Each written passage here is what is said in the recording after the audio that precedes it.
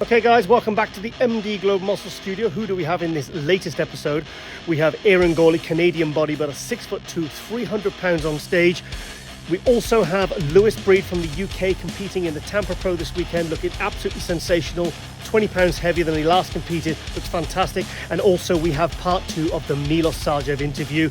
And of course we have the latest industry hot news from around the world. Okay guys, hope you enjoy this episode and make sure you check it out.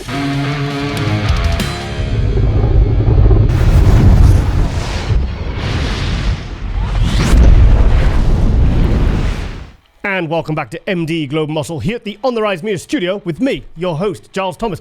I'm joined all the way from extremely sunny Toronto, Eiren Gauley. Yes. It worked. You pronounced it right. I pronounced it right. Okay, no, because this is our take 2 actually, because it completely froze before. But Eiren, yes. Now I must confess, now a lot of the people I get on, you know, I know a lot about them. I know a lot about their contest history, and then every now and again, we get these athletes, and they just pop up at a show, and I'm like, and the actual phrase I use every time is, "Holy shit, who's that? I've got to get him on Global." Yes. There's not many tall bodybuilders out there. Not my height. How tall are you? 6'2". Hang on, you're 6'2". I'm 6'2", yeah. Okay. I look, which is good.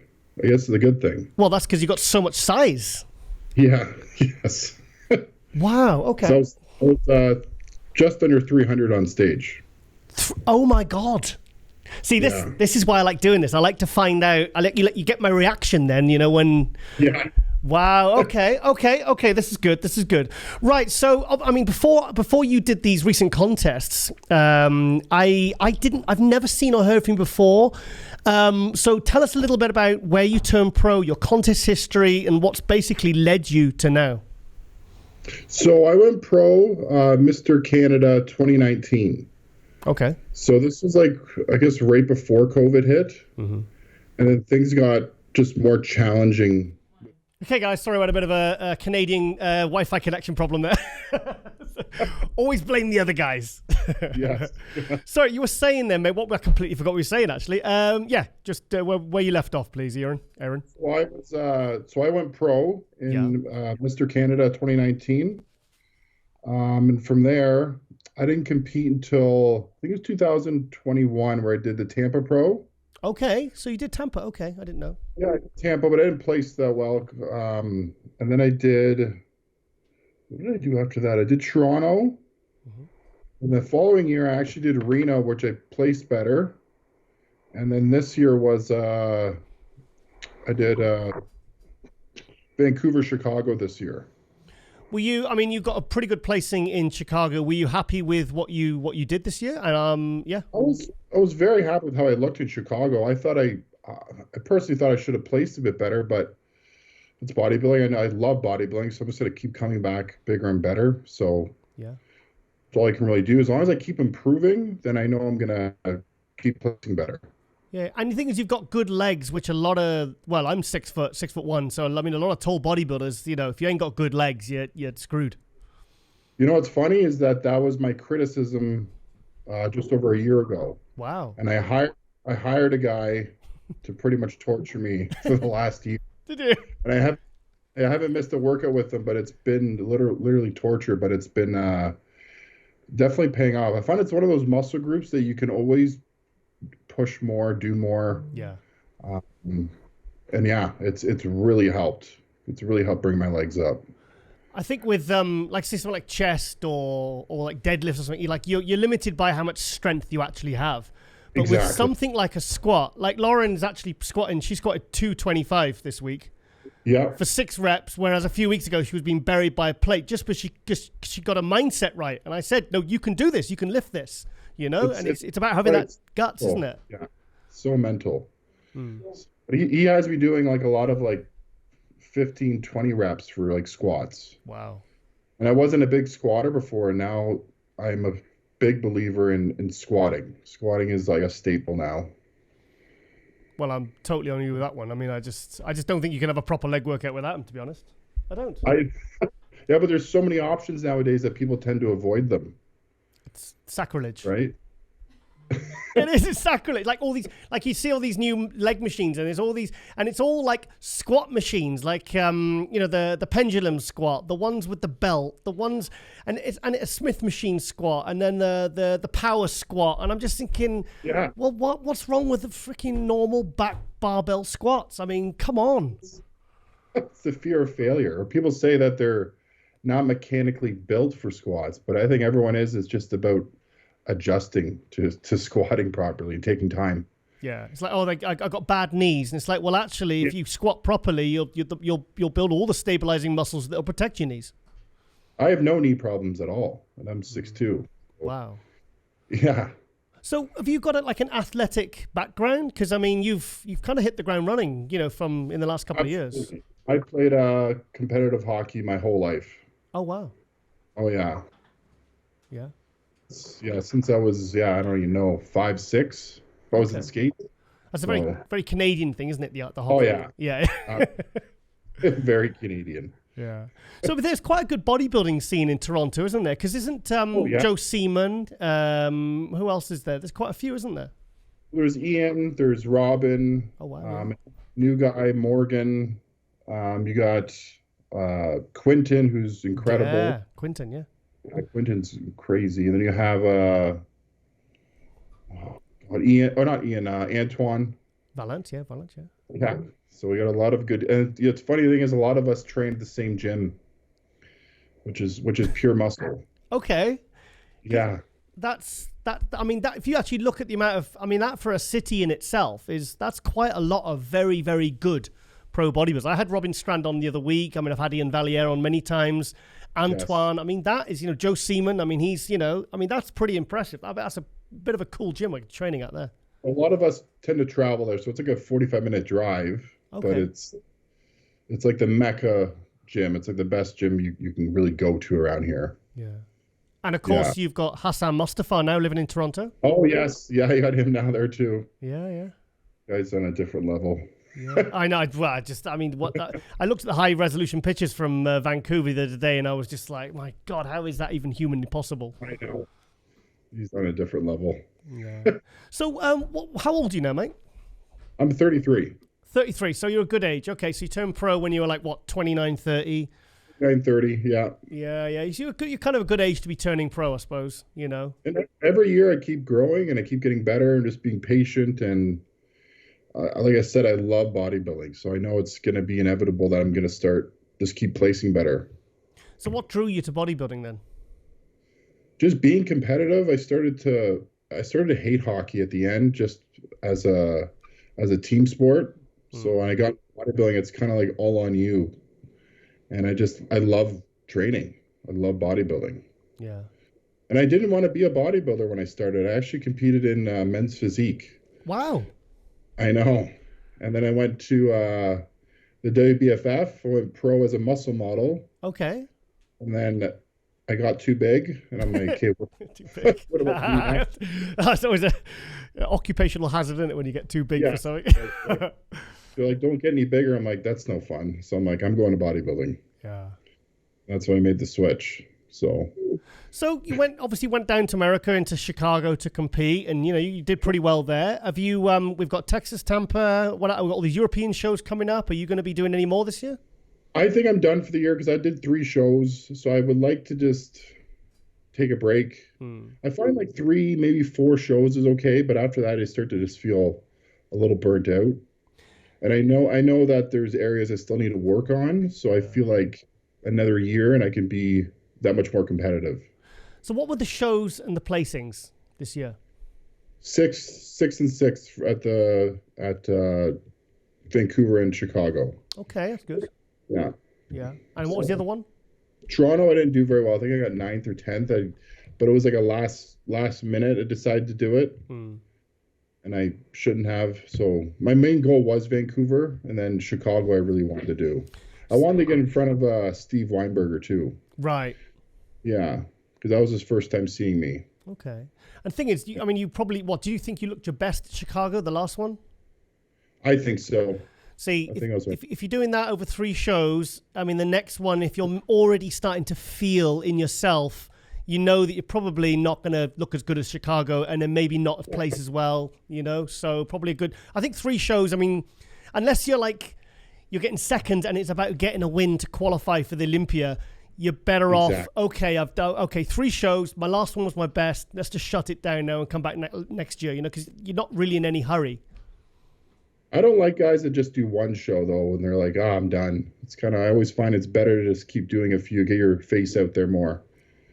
For example, you didn't know who I was until I did this show. Yeah, exactly. Yeah, exactly. But what if you win a show? What if you win your first show then? Do you think then it's worth carrying on, or do you think you should shut it down? Oh, carrying on for sure. Oh, really? Yeah, it depends. If you're going to go to the Olympia, you can't skip the Olympia. Yeah, no, I mean, if like you're doing, say you had 3 shows planned and you won, say you won Toronto, would you have then carried on competing? I probably would have. Okay. If that was my plan. Why not? Because that's what Ross did. I mean, he won. Was it Cali? Won Cali, and then he went and did. And I thought, oh, he's going to pull out, and he went ahead and did it anyway and took 3rd. And I was like, that takes real balls to do that. Yes. Yeah. I think you wanted to see how he looked against some top athletes too. Yeah. Why not? Yeah. Good. Yeah, he looked good. Yeah. So how long have you been training for then? It's 33 now. Probably been training for like 12 years, but like taking bodybuilding serious for about 7 or 8. 7 or 8. When I say serious, I mean like getting all my meals in, taking it like, and really focusing on bodybuilding. Yeah. Because it's one of those sports where it's like you got to go all in if you want to succeed. Yeah.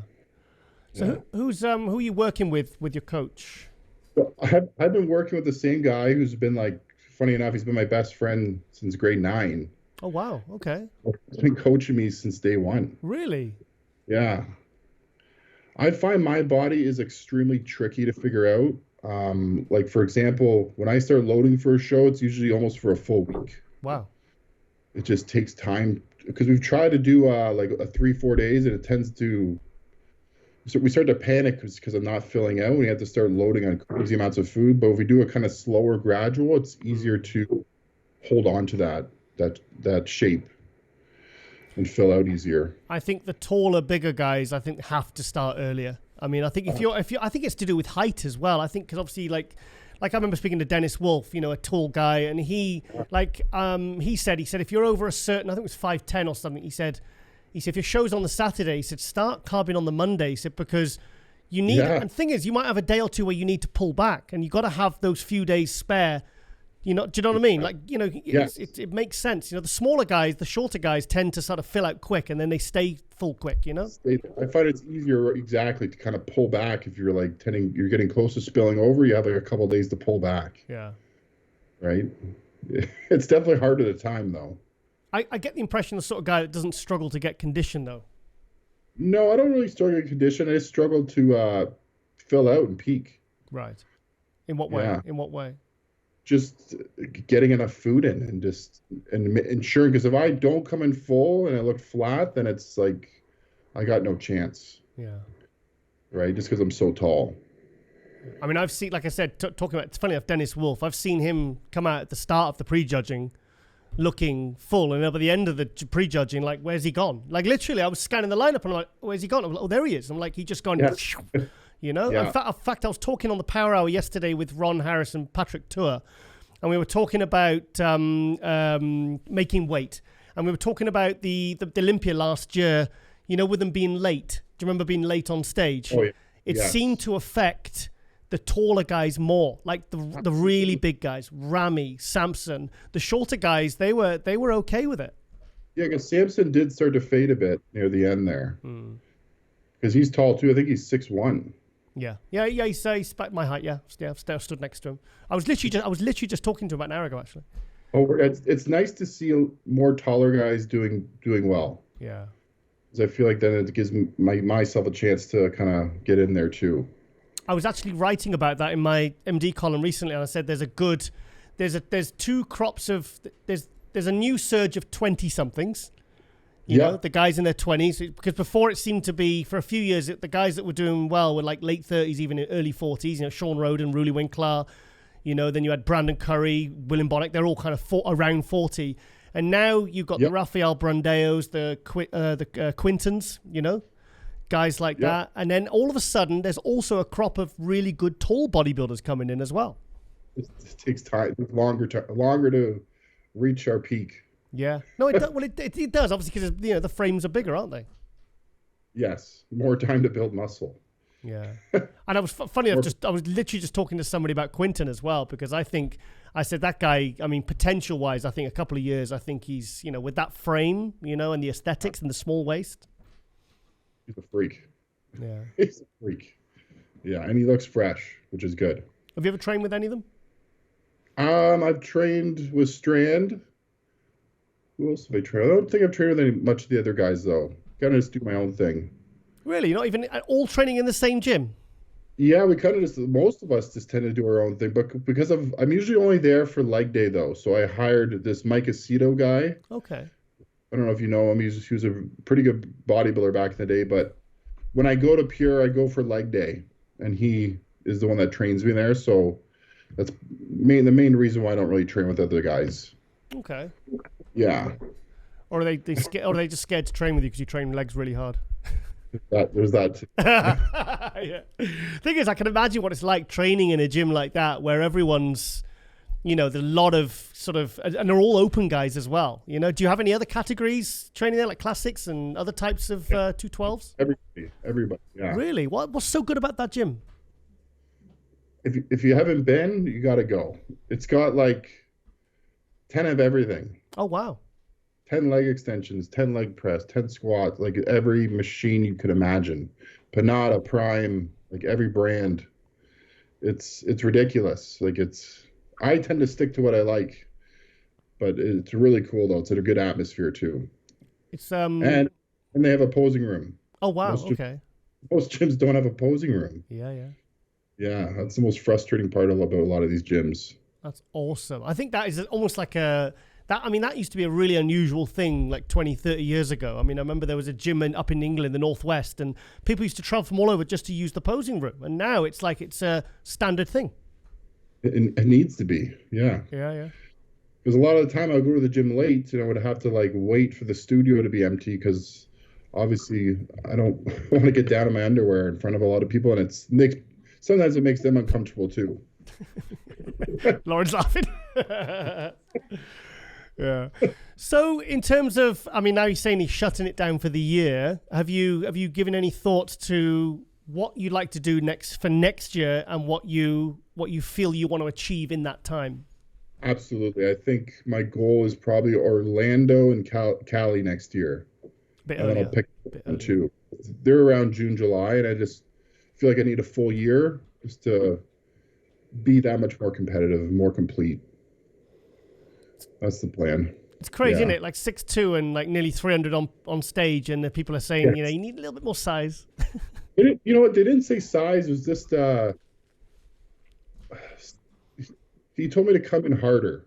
Really? Even though I thought I came in pretty hard, but lately they haven't said anything about size, which is nice to hear, but obviously there's always room where you need to grow. Yeah. Yeah. So if I come back, it's not a bad thing to come back bigger. As long as I keep my waist small. So who told you that then? Steve Weinberger? Yeah. Really? Yeah. Wow. Okay. You know what? He didn't have much time. We went on stage and then he was, in a rush to get back to judge the amateurs after us. Yeah. So, and I just didn't know, I would have liked to wait, but he seemed pretty busy. See, I've done a lot of different things in the industry, and I think the one thing I have tried judging in to other federations many years ago, but the one thing I think that would really irk me is like I was in a show in Hungary last year, and I was after the hours of pre-judging, the judges are sat there, and I was thinking, I bet they're starving, I bet they really need the bathroom, and then there was a queue of all these women in their bikinis and all these guys in their posing trunks. They didn't even put their clothes on, asking for feedback, and I was just like, there was a queue of them, and I was like, oh no, I couldn't deal with that. I could not deal with that. No, I'll be like, no, guys, just accept it. Yes. Yeah. That's it. I know. Yeah, that's that too. I'm sure he was just exhausted. Yeah. It's a long term. Going back to what you were saying about Samson, did you see the update video today? I did. Uh, I had no words. 3:30. Yeah, I get up to like 3:30, 3:40, but he's a freak. I love his look. But he's also, what is he, 37 now? 38. Yeah, about that. Yeah, around that. Yeah. Yeah, so it just takes time. He's hitting his peak now. Yeah. I just like you said, I'm 6 foot, 6'1" myself, and I like the fact there's some good tall bodybuilders coming through. You know. Yes, I know. Because when I started, it's kind of like, oh God, there's not many tall guys. This is gonna be tough. At the same time, like I said, you have to love it. I love bodybuilding. So you got it. Any one day. Yeah. I mean, like you said about the tall guys, if you haven't got good, like a Jamie the Giant, you know, Jamie Johal, whatever he calls himself, changes his last name every week. Like there's a guy that, you know, I mean, even now he's downsized and he's doing the gladiators and he's doing his functional training. He's still got those ridiculous quads. Yeah. You know? Yeah. But, I mean, I did say to him, I said, mate, if you didn't have big legs, I said, you'd be wasting your time as a bodybuilder. Yeah. Yeah. Especially at 6'5"? 6'5". He has to duck when he comes into my kitchen. Oh my God. Yeah. He does. He ducks. I competed against him in Reno. Oh, did you? Yeah. I think he got 4th in Reno. Yeah. I would have liked to stand beside him, but they didn't give me the chance. Oh, shit. I know. That's like a backstage thing, isn't it? And now he's done, which sucks. I know. Yeah. Because I was, because when he said he was done, I was like, what? What the hell? Because I knew he wasn't happy with where he placed in a couple of shows. No. But I was like, no, he can't be that. He can't be that. And then obviously he revealed that he was doing the gladiators, you know. I was like, there is a reason for it, you know. He's got something else going on. Yeah. So what do you do for a living then, Eiren? So I own my own supplement store. Okay. We've been open for over 10 years now. I have my own coaching business too. I coach a few pros as well. Oh, wow. So I don't know if did you watch the 212s in Chicago? Yeah. So my guy came second. Okay. Jason Wynn. He was okay. Yeah, he's a freak. Wow. He's gonna do Tampa now. Okay. Well, so second, he's obviously going to be riding high on that one. I bet you're happy with that placing. Oh, yeah, absolutely. Yeah. Like I said, it's also a lot easier to peak these guys when he's 212. Yeah. Yeah, I could see him changing. Like as he eats a meal, it's like you can see his body changing. Whereas for me, it's like it just takes days.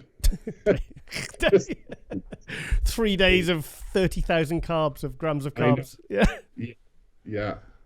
Wow. Crazy amounts of food. So what's that like prepping someone and you're doing the same I mean, obviously different divisions, but I mean, if you're prepping yourself and then you're prepping somebody else, what's that like? I don't find it challenging. I've been doing it for a long time and yeah, I do it all the time. I find it just easy. Which I know some people can't do that kind of stuff, but I've just been doing it so long that, yeah, I don't have a problem with it. But it was just me and him, so it wasn't hard. And I know his body inside and out. I've worked with him for like 6 years now. Yeah. So it wasn't challenging to peak him.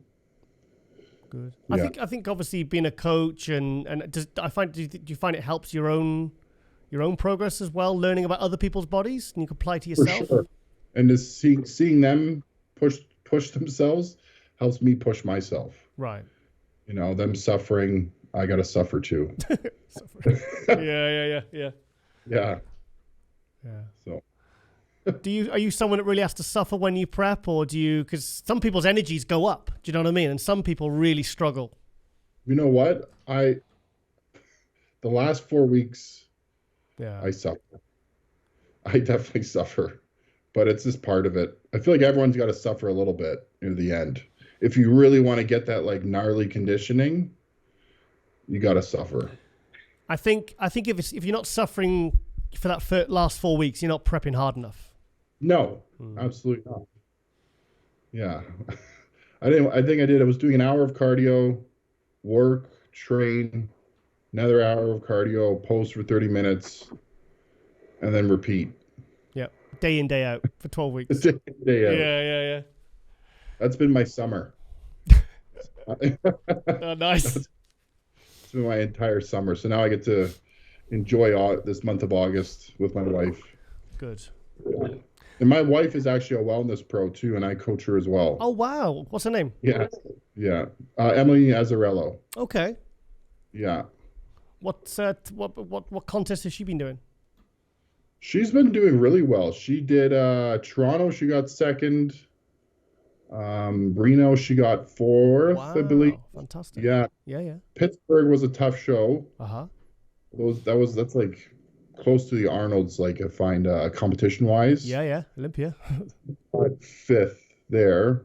And then she did I think that was it so far. She went pro like 2 years ago. Oh, as wellness. In wellness, yeah. So she didn't come over from figure or moving up or down or. No. She went pro in wellness. Wow. Do you train together? We train legs together. That's what we do on Tuesday.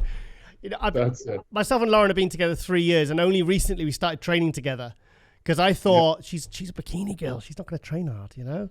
And then, she beat me by 3 reps on a set on leg press last week. I'll put it out there. I was gutted. She's a little beast on legs, so I can train legs with her, but anything else, it's too much weight difference. Yeah. Have you got nice big peachy glutes as well? Oh yeah. It's like, darling, my glutes are looking very well recently. That's awesome. Yeah. Nice. So obviously, that is the goal for you to both get to the Olympia one day together. Absolutely. That'd be cool, wouldn't it? That'd be cool. I think next year that's the goal. Yeah. Make it happen. Yeah. So I asked you before about the improvements you want to make to your physique, and you talked about what other people wanted for your physique. What do you think yourself, given that you're a coach, you've got a good eye, what do you want to do? How do you want to improve your physique from your perspective? I think better hamstrings, more quad sweep. Okay. More shape in my glutes. So really legs. I still feel like legs is still, my upper body just grows. Yeah. I find with legs, it's still always trying to catch up. Like a constant game of like my upper body grows, my legs are a bit behind. Your shoulders are ridiculous. Yeah, those are nice and round. Yeah. I would say if you can do that hands on hip, most muscular, you know, you put your hands on your hip and the delts are the same size as your head. You look like like Cerberus, like Samson's dog, the 3-headed beast. Yeah. That's always a good look you should go for. I think I was most excited to stand beside Blessing just because I know he's a big guy, very bubbly. And I thought I looked pretty good beside him. Yeah, of course he did. Yeah. And you certainly beat him on conditioning. Yes. Yeah. Yeah, I definitely beat him on conditioning there. Yeah. But we'll see. Next year, hopefully I have another chance to go against him. Yeah.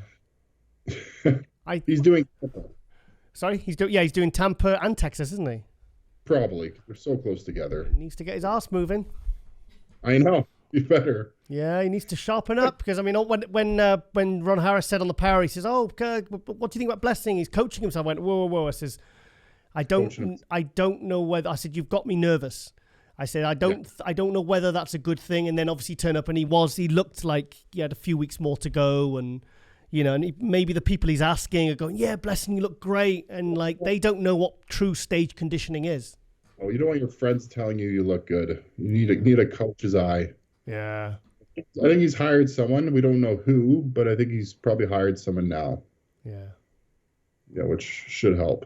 But that's pressure because like a lot of coaches would actually turn him down because they'd say, well, look, you know, if you don't look good in 3 weeks' time or 2 weeks' time, the whole prep is going to be because of me, you know, not because we've tried to do everything we could in this last 2 weeks. I mean, a lot of coaches would turn him away. Would you? That's true. I would tell him maybe pick a different show. I'll help you. Yeah, a bit later.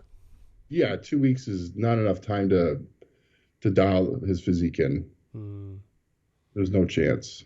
It's like cabbage and egg whites and fish and 2 hours of cardio and zero carb, isn't it, really? That's pretty much the only thing you can do in 2 weeks. And spend every night in the sauna. Yeah. Yeah. No carbs for 2 weeks. Yeah, no. A different show would be ideal. So obviously things are hotting up now really for the Olympia. I know we've still got a few shows left. We've got Texas, Tampa, we've still got Hunter Labrado, Andrew Jack, all these great shows in Europe. What's your thoughts on the Olympia, given that obviously, like I said, things are now starting to really ramp up? Like thoughts of like who's going to place top 5? Yeah. Oh, man. I think Derek is going to win this. Wow, Derek, okay. Yeah, yep. I think so. He looked crazy last year, and he just keeps getting bigger and better. And he's got no weight cap now. True.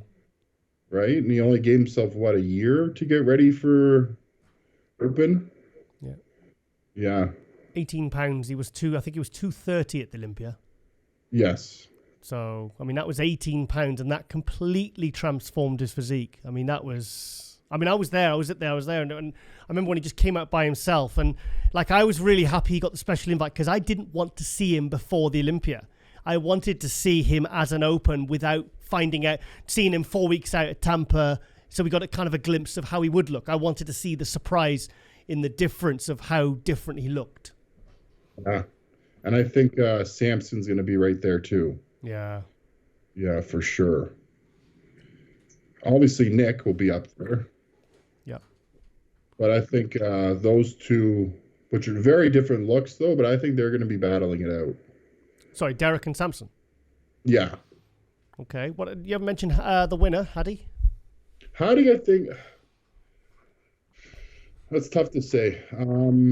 I still think he'll be top 5, but I don't think he'll be winning this year. Okay. That's just my opinion. The thing is, I've had this same conversation with several other people in the industry, not just pros, but coaches and experts and stuff, and a lot of people are saying the same. And I was like, well, I'm not sure whether because Ramy got knocked down to 5th because he kind of really did mess up. That wasn't a 95% Ramy. That was like, holy shit, what's he done to himself? There was everything was it was a lot of flaws. It was a bit of a mess. If that was his first Olympia, he wouldn't have. I don't think he'd been top 10. No. So we tend to, you can't regress like that much. But I think he'll come back better still. Yeah. Yeah, but I don't see him placing around with these guys though. Yeah, it's good. It's very competitive. I just like to see all these new guys coming up. Yeah. I think nice. There was a bit of a changing. You've got guys like Bonac and Curry going a bit quiet now, and they're kind of moving away maybe. You don't know what they're doing. You've got a lot of good new guys coming up. Yeah, exactly. It's nice to see. Yeah. But I see personally, I don't know where I can't place Hadi or Nick. I don't know where I could place them. They're obviously, I think it'd be, unless their leg falls off, they ain't going to be out of the top 5. No, they're going to be I think they'll be in top 5. Yeah. No doubt. But it's just nice to see, I don't know if you feel the same way. Before, you kind of it was pretty easy to guess who was going to be in the top 10. Yeah. Now I'm I don't know. There's so many guys, new guys now. So I find it makes it a lot more exciting. I just hope this year they a little more organized with getting these pro bodybuilders up there because it's a lot harder for us to peak. Yeah. Well, I think last year, especially with that backstage area, because they were told to be backstage for 6, be on stage for 7, and then they went on stage till 11:30. I remember checking my watch and I was like, guys, freaking 11:30. Oh, it was past. It was 2 a.m. where I was. Oh, Jesus. Yeah. I tried. Yeah. I tried to wait. Did you? I could. Yeah, I tried. I recorded it, watched it in the morning.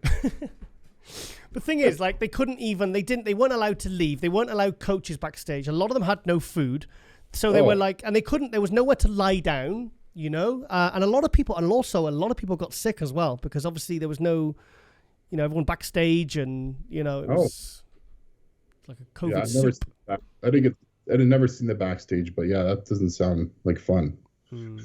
Well, Orlando, I think will be better because it's got a huge backstage area. It's like a bloody full gym there, Yes, it'll be much better.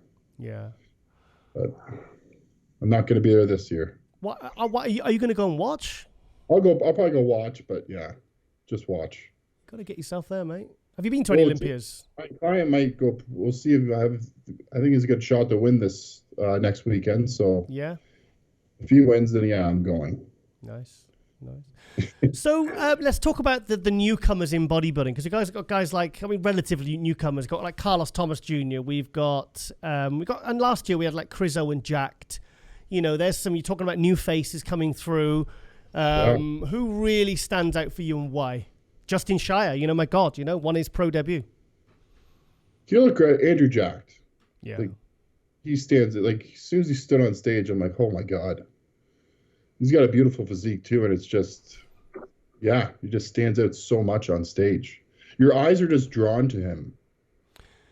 I'm actually disappointed when I see photos, because the first time I saw him on stage was at the Olympia, and I was just like, God, he's like, because he is 6'2". He's like your height, isn't he? 6'2". Yeah, same height. And I just, like I said, in photos, I don't get what I see when I see him in the flesh, because he is so imposing. He's so impressive, like his frame, and like I didn't really get it before I saw him in the flesh. Well, Ian said the same thing. He saw him backstage, and he's like, "What the hell? This is the biggest man I've ever seen." Yeah. Because in pictures and videos, it doesn't look. It looks amazing, but not as crazy. He said, but in person, I heard it's just wild. Yeah. And again, another good tall guy. That's what's making me more excited lately, is seeing a lot of tall guys doing well. Yeah. It's because it's hard. When you're an outlier, sometimes it's not always the best thing. If you got a lineup full of like 5'8" guys and you're like a 6'2" guy, it's not always a positive. I don't know if you feel the same way, but it just depends. Yeah. But I mean, like, also, did you see what Crizo did in Spain? Like the level up in conditioning. Oh yes, that was impressive. Yes, he just has to work on his glutes. That's about it. Weird, isn't it? Yeah, I don't know. massive legs, these little teeny glutes. Yeah. Yes. Yeah. This is one area he's got to work on. Not a bad thing. Yeah. What's your feelings on Carlos Thomas Jr.? Because everyone's raving about him, saying he's going to win this and win that, and I'm like, guys, you haven't even seen him on stage in condition yet. No, I've never seen him conditioned, so I can't really say much. The amount of muscle he has is insane, but conditioning, he's got to be conditioned. And we've never seen him conditioned, have we? I don't think we have. No. I mean, even at the Nationals, he wasn't like. You know, it was like, okay, you know, that's not really... You wouldn't give him the thumbs up if you saw him in his hotel room an hour before, would you? No. But other than that, yeah, that guy's got crazy potential, but yeah, it's just conditioning, really. And the back. Yeah, that's the hardest part, is just getting conditioned. Yeah. Suffering. I just, I look at someone like him and I see some poses and you just think, oh my God, like his frontal bicep, and you think, my God, that doesn't even look human. And then, but like, yeah, exactly. Yeah, you think it looks like Photoshop, but then something happens, and then they get the condition, but they lose all that kind of pop. You know, It's like, I bet his coach must be pulling his bloody hair out trying to get this right. This guy absolutely pin sharp. Yeah, trying to balance the two is like the hardest thing. That's the same issue with me. I can't come in flat, or I don't look right. Yeah. So you're trying to balance the two. What's the biggest issue you've ever faced coaching an athlete? Biggest challenge? There's so many challenges. It's just the biggest challenge. Like this guy now, he's got this ulcerative colitis. Now, obviously, if you're like Patrick Toad told me how he prepped Ronnie Raquel because he had type 2 diabetes, and he told me how he had to time his carbs and his cardio and all these different things and these different variables to get that, because you've still got to get them on stage looking good. You've got to get past these things. That would be very challenging. Honestly, I coached a few other tall guys, and those guys are I find just peaking them is just more challenging, just food wise. And then they get confused. They're like, why am I eating so much going into the show? Yeah. See, it just doesn't seem right. But yeah, I find bodybuilders would tend to be easier. I find when I coach bikini athletes, they're a little more challenging. Okay.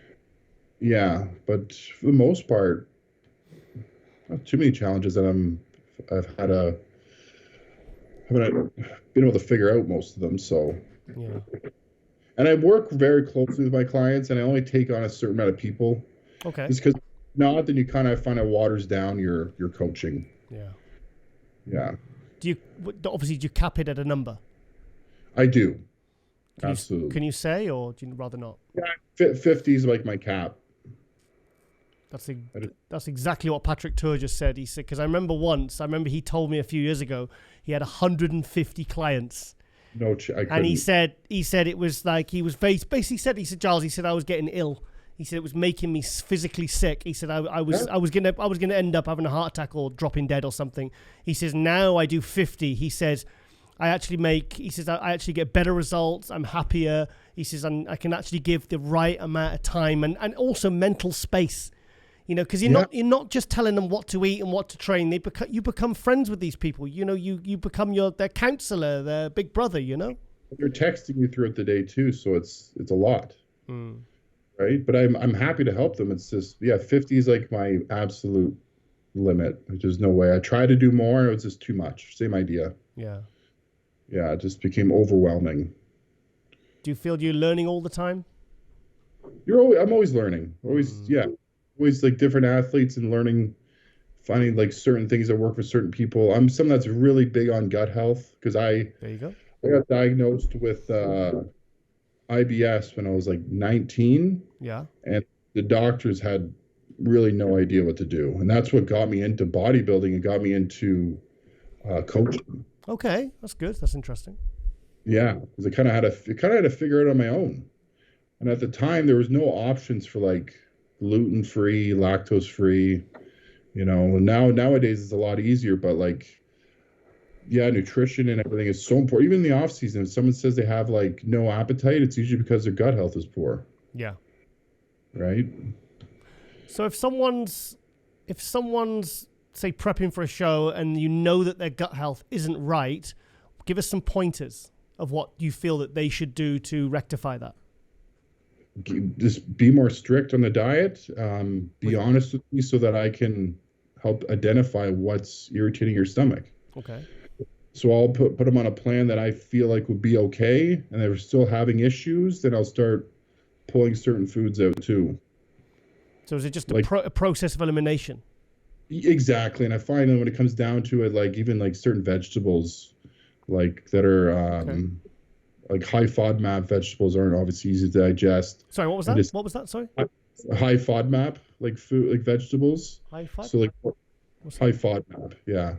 Okay. I don't know if you've heard of that. So it's just like more like stuff that's more irritable on the gut. Okay. Yeah, like cruciferous vegetables like broccoli. Most people tend to not be able to digest those easy either. Yeah. So it's just being more particular in what vegetables they're eating too. Yeah. Even oils, what oils they're cooking in is so important. See, the other morning I woke up and I was it wasn't like mucus or anything, but all my sinuses were all blocked and my ears were blocked. And I thought, and every time I seem to eat salmon and asparagus as my last meal, I seem to wake up. So last night I had turkey and some veg last night, and it was fine this morning. And it's just, you know what I mean? It's like I was thinking, am I allergic to salmon? Have I got some sort of food allergy? You know, and it was, I was waking up quite. A lot of people, asparagus is not an easy vegetable to digest, and a lot of coaches will add that in 2 weeks out, 3 weeks out, and a lot of people get very irritated by it. Yeah. It's one of those vegetables I tend to not even add in for a lot of my clients. Even for myself, I don't even eat that kind of vegetable. Okay. Yeah. I remember once I was with Neil Hill, and it was Flex. Neil Hill's over in Wales, and I was with him, and Flex Lewis was competing that night, and I think it was the first show that they'd never actually not been together when he was doing a show. And Flex was having some real stomach problems, and it turned out it was because he'd eaten, I think, turkey on the whole prep, and then he switched to chicken like a few days out, and he said his stomach just went, without, going graphic, Yeah, because I didn't realize, I watched some podcasts that he has a more sensitive stomach too. Yeah. It's hard when you got to consume, like, in my off season, it's like 8,000 calories or more, and it's a lot of clean food. It's all clean food. Yeah. Right. The dirtiest I'm getting is like Rice Krispie cereal. Like that. Wow. It's pretty lame. So do you recommend like blood tests for like food allergy tests? And so how would you identify what's wrong with that person's gut? So you know what? Those food allergy tests, Yeah. I think are a big scam. Oh, really? Yeah, a lot of the research I've done is those food allergy tests are just more, I think they're BS. I don't think they're really doing much for you. I think it's better to just hire a coach, get him to help figure out your gut health by a process of elimination. Okay. Yeah. Interesting. I know. Everyone has their opinion on it, but I've been able to figure out everyone's gut that works with me. Really? Yes, everyone's gut, and everyone's like always comes back to me or raves about how much I've helped them, but it's a process of elimination and just identifying what foods work best for that person. What about things like probiotics, prebiotics? Absolutely. Yeah. Probiotics, prebiotics, glutamine, all those are really good for your gut too. Yeah. Even digestive enzymes can be good. You have to take quite a lot, don't you? Digestive enzymes? Yeah. Depends on the amount of food you're eating too, because there's three enzymes in those that help break down the fats, the carbs, and the proteins. Okay. Yeah. So I mean, obviously you got a supplement store, so you obviously got a lot of knowledge on supplementation as well. Absolutely. What for you is the because I used to work in one of my first jobs in the industry working for Dorian Yates in his Metrex store in London. Okay. And so, of course, you learn, the same sort of questions, you have the basic stuff, and then you have the people that come in and ask the more challenging questions, and you're trying to tailor those, the right supplementation to them. What for you is the most underrated supplement? Most underrated supplement? I would say glutamine. Oh, wow, okay. I find a lot of people, or even creatine, that people just don't use. I would say it's a cheap product, but it's not anymore. Creatine the price has changed significantly, but it's still a fairly affordable product, and the benefits are amazing. I was talking in the gym, and they've just started getting in like basic creatine monohydrate, and I said, guys, you've done the right thing. Not tablets, not micronized, not citrate, not bloody added sugars. I said, forget all that shit. I said, because when it started, it was 500 gram of basic Creapure creatine monohydrate. I said, you cannot go wrong. I said, you don't need any variation of that. I said, that is such a good product. I said, I remember the first time I used it, I felt like I was on gear. Yeah. Well, a lot of people are trying to reinvent the wheel. Yeah. Right? You don't need to. Yeah. Basic creatine. I remember I was doing shoulder press, and I was like, I had springs in my freaking shoulders. I was just like, this was, it was like that kind of, those kind of first cycle gains, that dramatic feel of like, God, I feel like I can lift anything. I keep creatine in like right into my shows too. I didn't even cut it out. I used to. Yeah. Yeah. No, I think it's an underrated supplement, especially glutamine. How much? How much though? How much would I take? Yeah. How much glutamine? I take 15 to 20 grams with my greens drink. Yeah. And I'll do another 15, 20 grams intra at least. So like 40 grams. Yeah, I was going to say because I think people sometimes they don't have enough of it. I think about 30 grams is the kind of the sort of the minimum really. Minimum, exactly. Yeah. Some people do like one scoop. Yeah. Do you know I think I would love to see make a comeback in supplementation is desiccated liver. Desiccated liver. Have you never heard of that? Desiccated liver tablets. We used to in the UK there was a British company, and they used to do these 1,000 tablets, and it was desiccated liver and full of B vitamins, really high in protein. And I remember because I got up to 30 tablets in one gulp. I mean, I probably could do 5 now, but I remember I remember just getting so strong on them as a teenager. And I feel like Animal would have made something like that. Sorry? I feel like the Animal brand. Yeah. Did they have one? No, I don't know, because it was big in the UK, but many years ago, and it kind of faded away. And I don't know why, because that was like creatine. That was a real effective supplement that I remember taking and thinking and it was so cheap as well. Could have been a cost thing now. Yeah, maybe. Yeah. Too expensive. But it's all trendy now to eat organ meats, isn't it? It's like, it's for the... You don't like it? No thanks. No. So you're not into blending up liver and drinking that in a shake? Stick to my stick chicken. Cool. Right, Eiren, mate. I'm gonna let you go, mate. But this has been fantastic. And I shouldn't say this. I always like getting the Canadians on. I do. The Canadians are really polite. They are. They're extra. I find you Canadians are extra polite. Yes. Thank you. I want to thank you for noticing me and having me on this podcast, because that means a lot. That's my pleasure, mate. I've been going unnoticed for a while. I'm like, oh, what am I doing wrong? But it's got to keep showing my face. Get my face up there. Get on stage. Well, you caught my BDI, mate, on social Which media. is good. I was like, yeah. I said, oh shit, who's this guy? I'm going to jump on him first. I said, because especially when you see the results and you're like, who the hell's this? There's a new name. I don't recognize this name. And then you look at the Instagram account and you're like, okay. And then you see other people commenting and stuff, and I'm like, okay, because people say that I was the one who discovered certain bodybuilders. Do you know what I mean? Like, oh, this is the guy that, like, I was the first one to interview William Bonac. Oh my God! Yeah, back in 2012, and they were like, I remember because I was doing an interview for MD. I was doing it like face to face at the show, and then someone said, "Who the f is Giles interviewing?" And then I got told off by MD for interviewing the no names. Yeah, and same with Blessing, same with Kamal. And this was at the Arnold Classic that he won. Oh my God! So they're like, I said, God, I really want to go over and interview this guy, and they went, no, we're done now. We've got all the main guys. And I said, no. I said, look, this, and he was there on his booth. No one was there. He had no photos. He was just sat there by himself, and and he ended up winning the Arnold Classic, his first 212 in 2018. Then he got third at the Olympia, and obviously won the Olympia the year after. Yes. And it's like, so now they're like, Giles, you can interview who the hell you want, mate.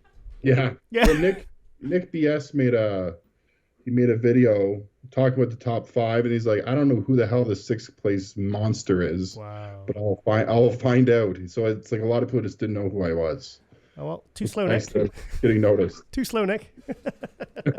But it was nice that I'm getting noticed. Yeah, cool. All right, then, mate. Well, I'm training back later with lady here. Are you training back tonight? Yes. Are you training? Are you just doing cardio? No, you gonna train back? Yeah. Come on, train back. I might train today. I don't even know. Yeah. Cool. Oh, something else I'm going to say as well. Any? Have you got any sponsors or anyone you'd like to thank quickly? I have like Jed North, so my clothing sponsor. I have my own supplement brand right now. Nice. It's just been in the works. But yeah, and I also have my tanning sponsor, Absolute Touch, who's been amazing. I think those are all my sponsors right now. But yeah, started my own brand. It's just been a lot of work. Yeah. Well, I've been involved in several supplement brands. I've designed products and energy drinks and all sorts. And it's funny because the most successful product and I ever developed was the first one ever. The first one. And that was the one that just went boom. Do you know what I mean? Yes. And all the others sucked. No, but that was the one that, got me, it was like, it's funny because it wasn't like 20th or 30th. It was that very first one. That was the one that kind of exploded, Yes. That's awesome. So what are you working on? What's is it a small range or is it just a couple of products or? So it's called Rally Sport, and we have a whey protein right now. Yeah. We have a whey isolate coming out, a pre-workout, and then an EA as well. Okay. So hopefully launching soon. Good. That's the plan. No desiccated liver or? That's next. Quick, sign a contract quick. You better order it. No, honestly, you can get some. It's really good off season, really good for strength. It was really high in iron and B vitamins, and can't beat it. What? I'm selling my product that hasn't been around for 30 years, probably for very good reason. Well, I'm gonna go online now and buy some and you're gonna see how big and strong I'm gonna get on them. Yes. So all the very best with the supplement range because I know how much hard work it is, but it's also very rewarding and satisfying when you get it and it's on the shelves, and especially when you see it in your own store, it's gonna feel amazing. It's gonna be all worth it when it's up there.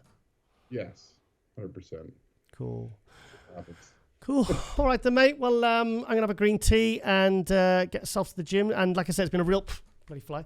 It's been a real pleasure speaking to you, mate. And thank you for coming, MD Globe Muscle. And I'm very excited to see you coming back next year, bigger and better, and freaking everyone out again. Bigger. 100%. Cool. All right then, mate. Take care, and I will speak to you very soon. Sounds good. Cheers, mate. Cheers, mate.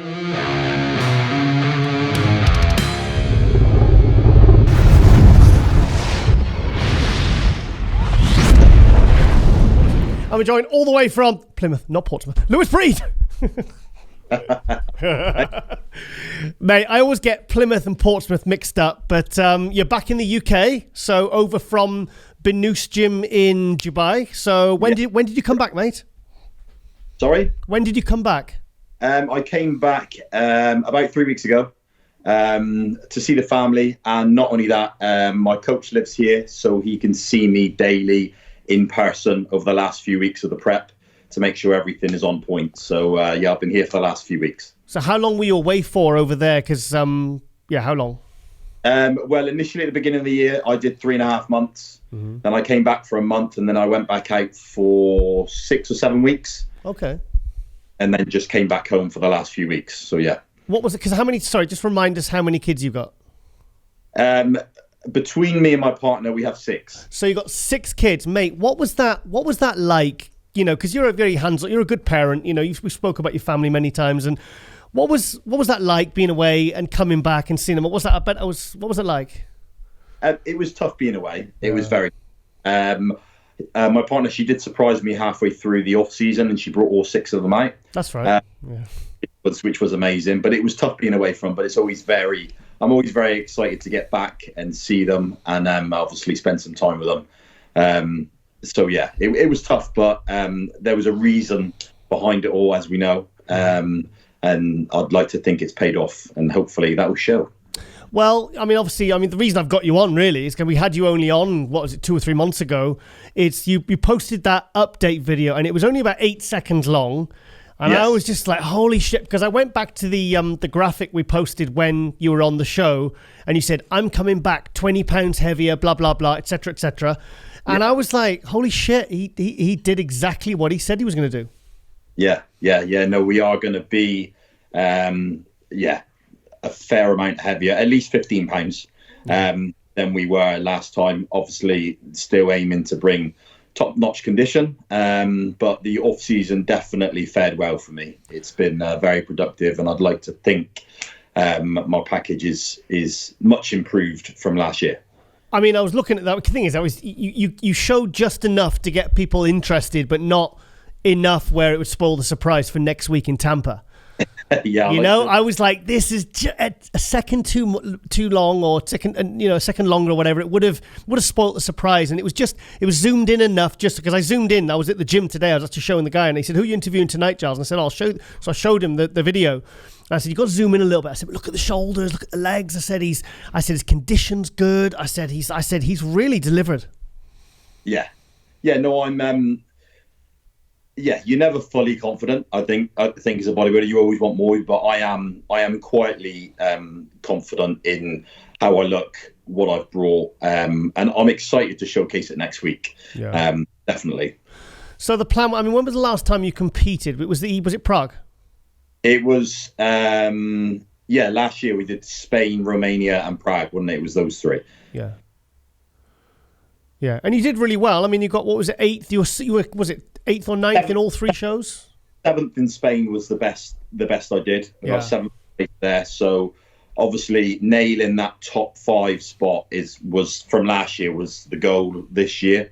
And I'm hoping, I've made improvements enough to definitely stand out on stage and catch the judge's eye and let my physique the rest. So the first show of the season will be Tampa next week, and then because Texas is the week after. What are you going to do? Are you going to fly back, or are you going to stay out there? Well, Texas is 2 weeks after, actually. Okay.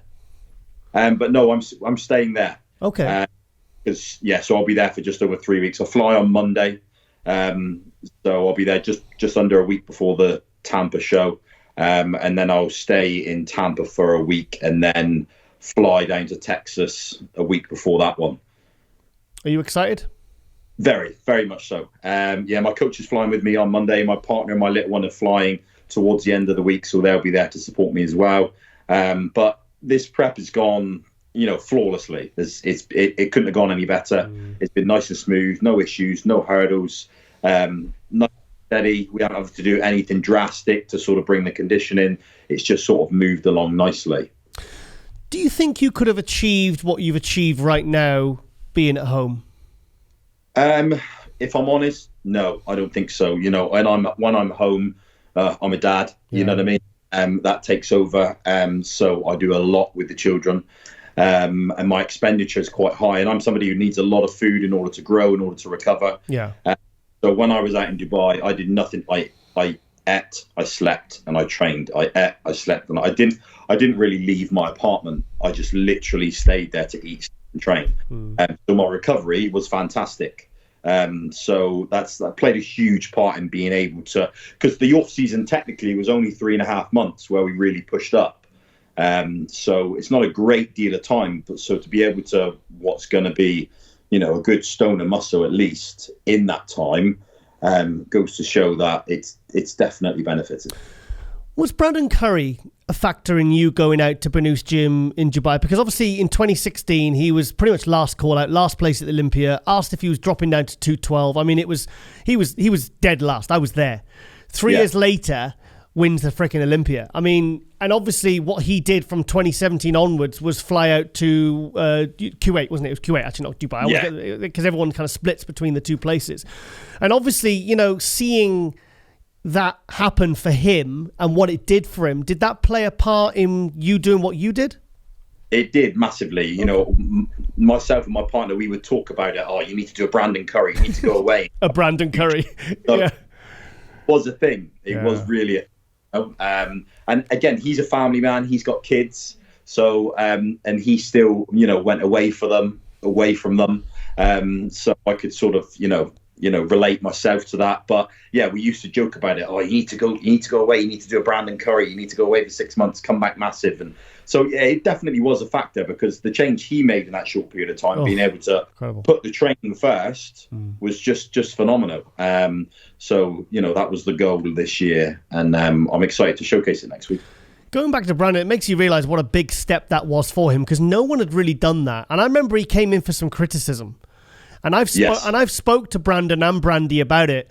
And it was Brandy the one, because he didn't want to go. And she was like, no, this is what you need to do. Your coach has said to you, you've just come last place in the Olympia, but he's saying to you now that if he trains you, he'll make you Mr. Olympia.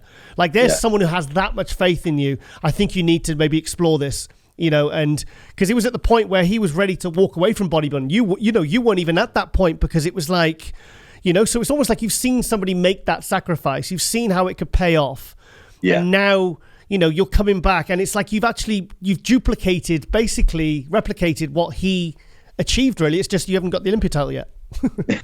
Yeah, it is, isn't it? Yeah, no, it's completely true. And it just shows when, bodybuilding is, it has to be all about you, and everything has to be right for you. And that's always going to be difficult when you're in an environment with family. Because naturally you're going to be a dad, things like that are going to take over. So yeah, to see the progress of him and a few others since him who have done a similar sort of thing. Yeah. It just goes to show that if you put yourself in that environment, I know I've got the work ethic and the commitment and dedication, but if you've got everything around you, your surroundings perfect, there's, it goes to show you can make, vast improvements. Was there times when you really struggled, being away from the family? And I mean, because you said you're you're in this routine, and it's the same thing. It's Groundhog Day every single day, and you can see your body working. It's changing. Was there days when you really almost doubted your decision?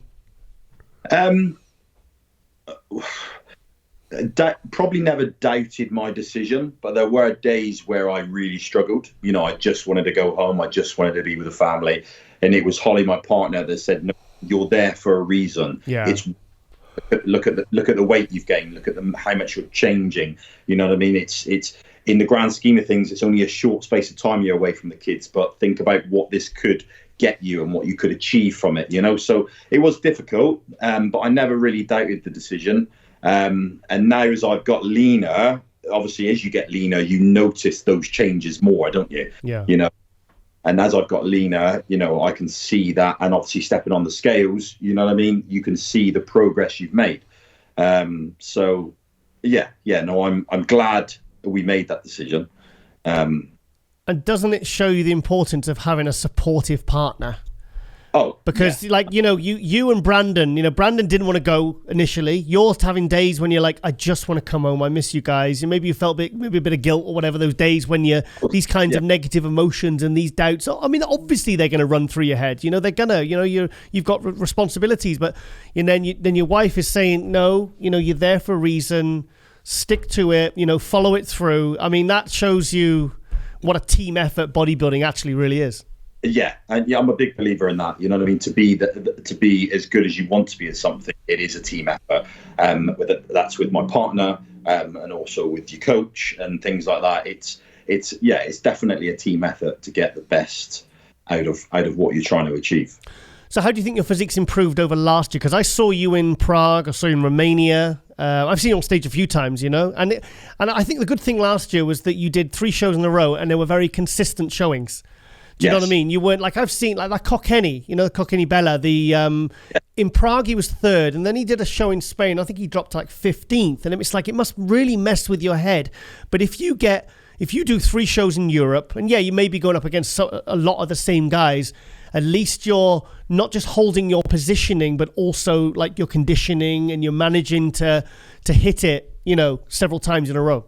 Yeah. So I'm not, because we did 3 back-to-back, I'm confident that the 2 shows we're doing in America, at least, that we can bring, just as good a package at both shows, because we've had that experience before, and obviously my coach is going to be there with me, looking at me every single day. So I'm confident with being able to peak twice at both shows. Okay, this is a difficult question, but like, given that we've had a couple of shows where there's been smaller lineups, weaker lineups, you've kind of chose the 2 shows, mate, where everyone's going for that one, and they're all bringing their A game. You got Andrew Jack, you got Hunter Labrada, you got Blessing, who's probably got a bit of a fire under his ass after getting. I mean, he was lucky to get 4th, and he didn't look good. He blew his condition. Let's be honest. You've got some good names coming into the show, whereas you could have maybe. Like, if you'd have known, with hindsight being a valuable thing, you could have jumped in, some of the other shows where there was only 6 or 8. Are you regretting that now? Or? Shows, the last few shows, a couple in America. Obviously, there's a Spain one this weekend. The depth of the lineups are not that great. And my partner will look at it, or my coach will look at it and would be like, oh, we could have done really well at that one. But it is what it is, as long as I can see massive progress in my physique, as long as I can showcase it to the judges and the judges notice me, and if I can get inside that first call out, obviously that's a massive goal for me this year. Obviously it's frustrating when you look at those other shows, because you think, could have done really well there. Oh, bollocks. It's just one of those things, isn't it? Yeah. And because normally, like, I've never seen this before, where normally there's such a consistent level of numbers of competitors, standard of competitors, big names, new names, people coming back, and it's like there's a real, like, Chicago. I mean, the difference between Chicago and Tampa and Texas is going to be like, I've never seen it quite a disparity. I don't, and I have no explanation why. The Chicago show, was it? There was one other as well, which was quite a small number as well. Vancouver. Yeah, Vancouver show. Yeah, and like, in terms of big names, there weren't many in those shows. If I knew that beforehand, I probably would have tried it in those shows. But you don't, do you? The lineups are never sort of announced to sort of last minute. Obviously, you always have a set plan. I wouldn't have quite been ready for the likes of Chicago and Vancouver, because obviously our aim was these ones.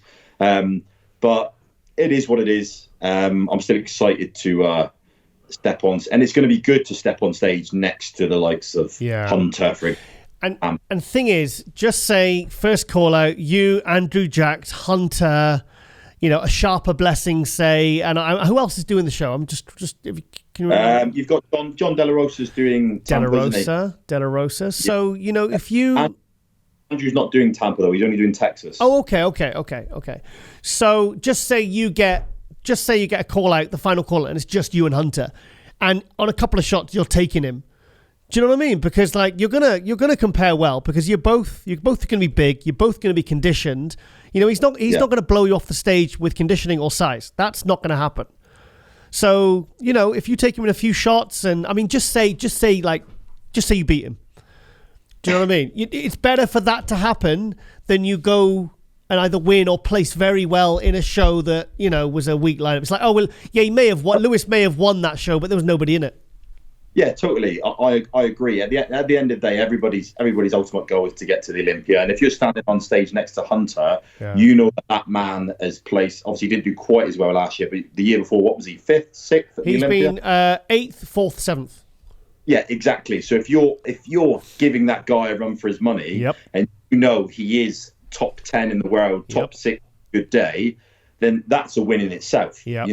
I can be competitive up against one of the best in the world. And the thing is, if you qualify for the Olympia, you're only going to have to go up against the likes of him at the Olympia. So you may as well chase the competition rather than run away from it. Yeah, I'm a big believer in that. Yeah. Believer in that. It would be fantastic to do a smaller show and win and qualify for the O that way. Of course it would, because that's the end goal, is qualifying for the O. But I'm not one to avoid competition and directly pick an easy show. I'm not about that.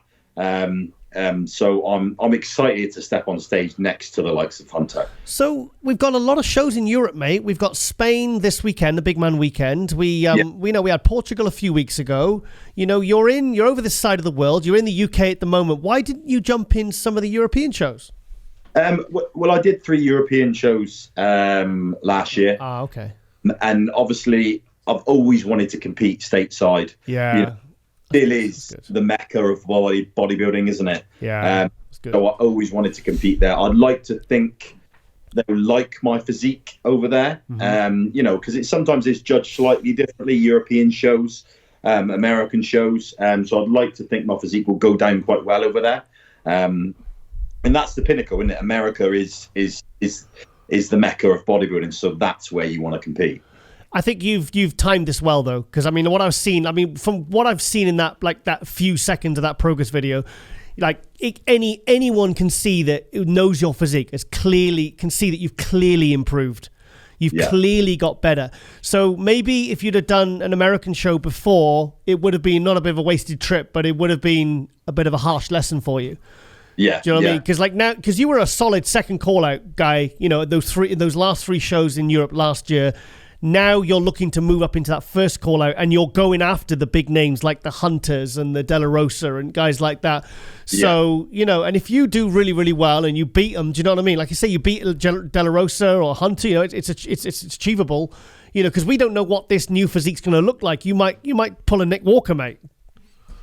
Seriously. No, I'm serious, because I've seen you, man. I remember 2011 when you came 3rd in the British in the heavyweights. I was like, holy shit. I mean, you could see you had so much potential. And I think finally you're starting to, you've cracked the code, Yeah. No, I definitely think I'm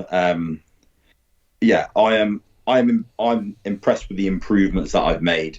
And I'm interested to see how I fare next to Hunter, next to those guys, because, they are the pinnacle. So I am quite excited to stand next to them, stand toe to toe and be like, you know what? I'm doing all right. I bet you 50 quid you beat Blessing. Right, okay. What? Yeah. Look how she's telling me off now. Did you see the shit he gave me at the Olympia? I said, Jay Cutler said to me the next day, he said, Giles, he said, I saw him at the, me and Ronnie, dropping names now, showing off. I was at the hotel, I was with Ronnie, we just done a podcast together. And Jay came over and he says, hey, Giles, he says, I saw your interviews last night, you're live at the Meet the Olympians. He says, he laughed, he says, I thought Blessing was going to kill you. I was like, he was playing his boogeyman persona, Yeah. I walked up and I saw the shades and I saw the cameraman with him and I thought, oh no, here we go. This is going to be interesting. So I had to interview him. No, I think you'll beat him. I'm interested to see how you'll look next to Delarosa. Yeah. Yeah, I think that's going to be an interesting matchup, because I'd say I think that's going to be a very, very tight one between you two. And I really hope we get to see you like really directly standing right next to Hunter in that first call out, because I think that's going to because he's really the kind of, I saw that progress video posted today, and actually it's the first time I've really been impressed by Hunter. Yeah. No, I saw the latest one. Was that today he put up? No, he does look impressive. I think, I don't think he's going to out-condition me. No, he won't. Fantastic structure and shape, the way he flares in his front and rear double. No, I think thickness from the side, I think I could probably match him as well. But, until you're toe-to-toe with these guys... One picture and one video, it means nothing until you're stood next to each other, doesn't it? See, that's why I think it takes balls to do what you've done. Go for a show like this, go to America. You've chose 2 really tough shows there. I think you've done a really good thing, because, like I said, if you really, really kick ass in this show, you're going to have the right eyes on you. Yeah. And that's what I'd like. I'd like to make a statement, make a name for myself within the sport. Yeah. And you're only going to do that when you stand toe to toe with these guys and they go, Jesus, this is good, So that's the goal, that's the aim, and we'll see how things unfold. So, how was your physique improved from, say, Prague last year? Well, like I said, we're going to be quite a lot heavier on the scales. Obviously, it's not all about scale weight, but provide good indication that you have made masses of progress. Sorry to interrupt. Your shoulders look ridiculous. Yeah, I think. Yeah, hell. Seriously. Wow. I was like, wow, big and stripy. Yeah, I think I've made improvements everywhere. Yeah. Legs, especially from the rear, like hamstring.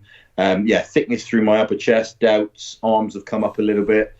So I think I have made progress sort of everywhere rather than in a sort of specific area, which hopefully is just going to, improve my overall look. You kept the waist nice and small? Yeah, waist, if I'm honest, I feel it's tighter this year than it was last year. Good. Good. I've done a lot of sort of ab, not like training abs, but ab control vacuums and things like that. Yeah. No, because hang on, you do a frontal bicep and you do the vacuum, don't you? Yeah. Just to be able to control that, that midsection that little bit better. So that's definitely helped. I've got much more. Yeah, whether it's smaller, I don't know, but I've got much more control over the midsection. So obviously the illusion, being able to control it better, is obviously with the added muscle everywhere else, should come across well on stage. Because that front double bicep, when you hit that pose, your waist literally just disappears, completely disappears. Yeah. It just really, because that's the first pose you hit, the first compulsory. It's like you get lots of big, chunky, thick guys like yourself, but with condition, and then they got these kind of like they're straight up and down in the waist. It's like it can't, but your waist comes down right to the obliques, tiny little waist. It looks like bloody 29 inches. And that's been a big improvement shot for me, is the front double, because I think it slightly let me down last year, and because it's the first shot people see, that's not always a good thing. But I think being able the muscle I have added and being able to control that midsection better, that first shot is going to be a bit more of a whoa to the judges, rather than not be so great and then you're trying to crawl back on your other poses. Because by that first initial, the statement to the judges is everything, isn't it? Yeah. You said, because Milos is in this episode, in this one with you now, and you said Milos reached out to you and complimented you. He did, yeah. A couple of days ago, he just said, how incredible my condition was. Yeah. I think he used the words, "You're going to shock the world." Wow, from Milos. Which to come from someone like Milos. Yeah. Oh, I'd be screenshotting the hell out of that, mate. He even said, maybe you should jump on Spain this weekend. You could win that one. Yeah. And we thought about it, but this was literally Thursday night. Right. Okay. So unfortunately, that's not quite panned out. But no, to get that from the likes of Milos, for him to reach out and send a few messages was definitely motivating. Definitely. And he's the sort of person who does that genuinely. He will, because he's first and foremost, he's a bodybuilding fan, and he will he does that. He's told me, he said, look, he said, if they're not my client, he says, I just want to sometimes give props. He said, because he pays attention to all you guys. He would have, he'll know, where you're at because, obviously, he keeps tabs. He'd been through my Instagram and he sent me a couple of different shots. Wow, that's cool. Just do this and just do that, It was, really, really humbling and really nice of him to do that. Well, I think this week there's been 3 pro, because obviously now we've got the Olympia and there's a lot of pro shows in Texas, Tampa and Spain and these other shows coming up. And I think there's three people that blew my mind this week from the progress videos. One was Hunter's today, and I'll be honest, I've never really been blown away by Hunter. I used to think he was overrated. Right. But that video today, I was like, I said to Lauren, I showed it to her in the closet. No, I said, it's a walk-in closet. It's not the closet. And I said, fair. You're laughing. I said, fair. Didn't I? I said that. I said, fair play. I said, I've got to give the guy props. I said, he's really done the work. He looks incredible. Samson, which completely blew my socks off. Which he tends to do all the time at the moment. I don't have the words for what I saw this week on that progress video. It's actually in the hot news in this episode. And yours. And the thing is, because yours probably showed the least as well. And I was like, oh, but it was just, like I said, it was just enough, Yeah. Yeah. It was good. No, I'm excited to showcase it next week. Have you got anything planned after Texas, or if it's? Those 2 are my focus, but obviously you do have. There's 3 in September. You've got France, you've got Italy, you've got Spain. Oh shit! France. Yeah. So if I was to do something else, it would probably be the Spain show. Yeah, I've done it twice. So that's on the back burner. Yeah. But let's focus on the US shows first. Let's try and make a statement, make a name for myself, and then we'll just take it from there. Yeah, just like that's a really good approach. Revisit it after these, because you got 2. Like I said, you got the traveling and you got a lot to focus on, and that's 2 big shows and 2 big challenges, 2 weeks apart. So it's kind of I think that's enough for anyone's mind to kind of tackle at one go. Yeah, definitely. So, Lewis, you did say 10-2, mate. I think you got some family engagement, so I'm going to let you go, mate. But thank you so much for coming on. Me again, mate. It's been fantastic. It's good, and I'm excited, mate, because like I said, it's obviously you're a British guy, and it's nice to see guys like yourself, doing a Brandon Curry, making that sacrifice, and to see it pay off. Because if that's an indicator of what you've been doing, then I think that sacrifice was worth it. Because I can only imagine how gut-wrenching it must be to be away, and I can't imagine. But it's so nice that it looks like it's paid off, and you've chosen 2 good shows to make an impact in. So if Milos is right, you do shock the world. You've chosen probably 2 of the best shows to do that at. Yeah, exactly, and that was one of the reasons behind it. Cool. Right, mate, I'm gonna let you go. I'm gonna go to the co-op and get some crisps. And and like I said, all the best, mate. We'll be watching on the live stream. Watch out for the power hour of myself and Rob, because we'll be doing previews of Tampa and Texas. So I'll make sure I'll tell him I've mentioned that we've spoken and everything, and to expect big things from you, mate. But no pressure. So right, okay, mate. Enjoy the rest of your weekend. And when do you fly out? Monday. Oh, Monday. Okay. Wow. Shit. So, okay. So 2 days. So, okay, yes. Cool. All right. So by the time people watch this, you'll be out in Tampa. Yes. Yeah. Watch out for the crocodiles. No, seriously. They're everywhere. They're everywhere. Seriously. Like there's the hotel I stayed at. There's a big lake outside, and there's signs, and it says, don't go any further because there's crocs in them. Is it crocs or gators they have there? Gators, sorry. There's gators. No, seriously, it's like, you don't want to get your bloody leg chewed off, bloody before you go on stage, So kind of put a bit of dampener on things, with it, so. Right, okay, let's go. Right, okay then, Lewis, like I said, safe journey, mate, and we'll be watching. Yes, brilliant. Thank you. All right, cheers, Lewis. Take care. Bye.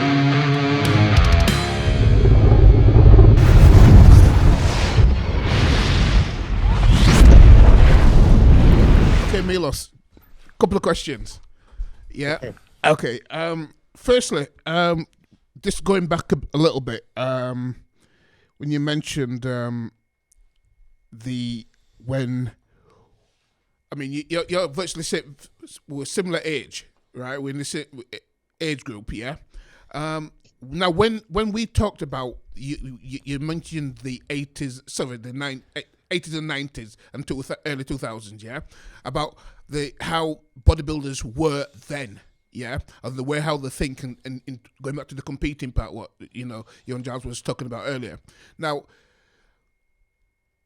I think back then, for me, yeah, that the guys, when we says we love bodybuilding, right, it had a different meaning today to the guys who said it today, right? Because as he says, if they're handing out pro cards like they're doing, yeah, and they're not getting the competitors on stage, right? That speaks volume for itself there. Yeah. Now that's one thing, right? I mean, don't get me wrong. We know we've got some class bodybuilders out there. Yeah, the top 10, definitely by far. Yeah, but in terms of going all out, right? As he says, with the amount of pro cards what they're handing out, yeah, there's not enough bodybuilders coming through, is there? Not at all. I mean. So let me clarify something. And they're gonna always say, "Oh, you old schoolers are talking so big," and they're like, "We don't love bodybuilding now." And yeah, it's not even the same sport. It's not the level that we were back then that we had.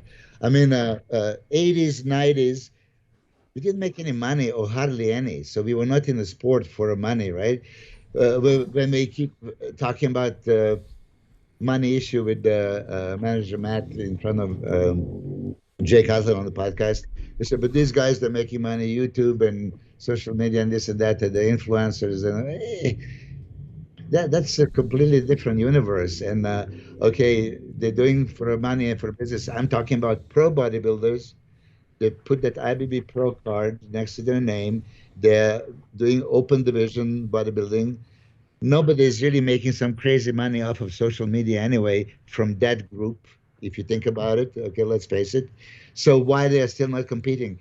They don't have that confidence, number one, right? Because back in the day, when you earn your pro card, you know that you are at the level of the pro. This is how it is. Okay, so if I can put it the most simplest way, anybody in the USA here that would win a nationals in the USA from Paul DeMeo, Flex Fielder, Kevin Leveroni, Chris Cormier, you name it, right? They instantly become, top contenders. That's the level. When they would allow somebody from the international scene, it's not every national champion that get IBB Pro card right away. The IBB office have to approve it. I was lucky enough to be approved and let compete. Obviously Dorian earned it, Sonny Schmidt. Sorry, is that how you got your pro card? You won because you won Yugoslavian nationals and. Yeah, so basically back in the day, the only thing that I should have done is have my federation contact them. But that's after I present myself to Wayne D'Amelia, and he introduced me to Jim Mannion. They've seen some pictures, and it's like, oh shit, okay, tell your federation to recommend you, and then I was approved. That's how it was. Now, Derek, to answer your question, as you were leading to this, we were passionate about it. We suffered more. We train harder. I don't care what they say. I don't care. So this is what it is. So when you put your heart and soul into it, okay, then you want to go to the end. These guys, they are jacks of all trades, okay, and masters of none. Okay, so they do a little bit of this, a little bit of that, okay, and then they're passing, and well, what the hell? I mean, you got the pro card, you can compete, but I need 2 more years. Why did you even get the pro card? Wait until you're ready for pros to get the pro card and then step on the stage. These kind of things. But I know that people are not going to like what I'm saying. No, that's your honest opinion, and I like that. Okay, second question. Close, Derek. That's it. Second question.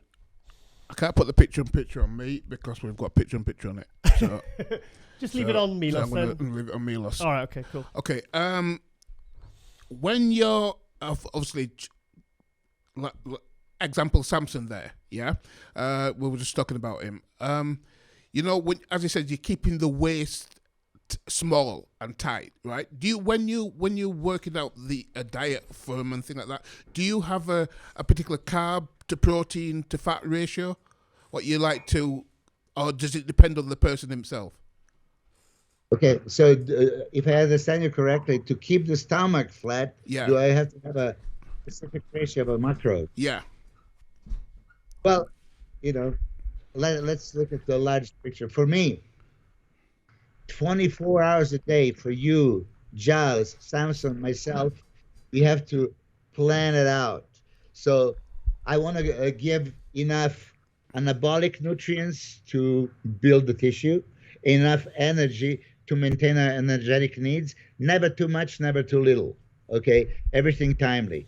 And you're going to have to put the food, macros, anabolic nutrients, protein, good choice of protein that you can easily digest and get those amino acids, you know, quickly enough to be incorporated into the tissues delivered by the blood. So you don't want to have something that sits there forever and can digest or partially digest. Or here the energy, okay, think about it. Energy can be carbohydrates and fat. Carbohydrates can be simple sugars or starches or fibers. If you have a simple sugars, okay, glucose is elevated through the roof and cause insulin release, and insulin can trap the fat, and now that sugar can make you fat more so than if you had fibrous carbs and a fat, no problem. If you have a starchy carbs, very little fat. Simple carbs, zero fat. Okay, so it's what are you directing? Put it this way, if I throw in something in your bag, right, and that's your stomach, and you want to pull out anything, you have to pull out one at a time that you want to. Now I need this, now I need that, now I need that. So for me, I create 3 phases in a day. You can have a fat burning phase, maintenance phase, and anabolic phase. Okay? So all 3 phases are there for a reason. Fat burning phase, how can I burn fat? Oh, well, you have to create caloric deficit and activity that burns fat, aerobic activity that uses fatty acids as a fuel. Okay? And if I have a deficit and I burned it, I'm burning fat 1,000,000% guarantee. Now the next meal, I have to maintain. I have a workout 5 o'clock in the afternoon. Next 3 hours, what do I need? So much protein, so much fat, so much carbs. And then you decide, okay, but I don't want to elevate the sugar. I don't want to elevate the glucose and insulin and then possibly stores.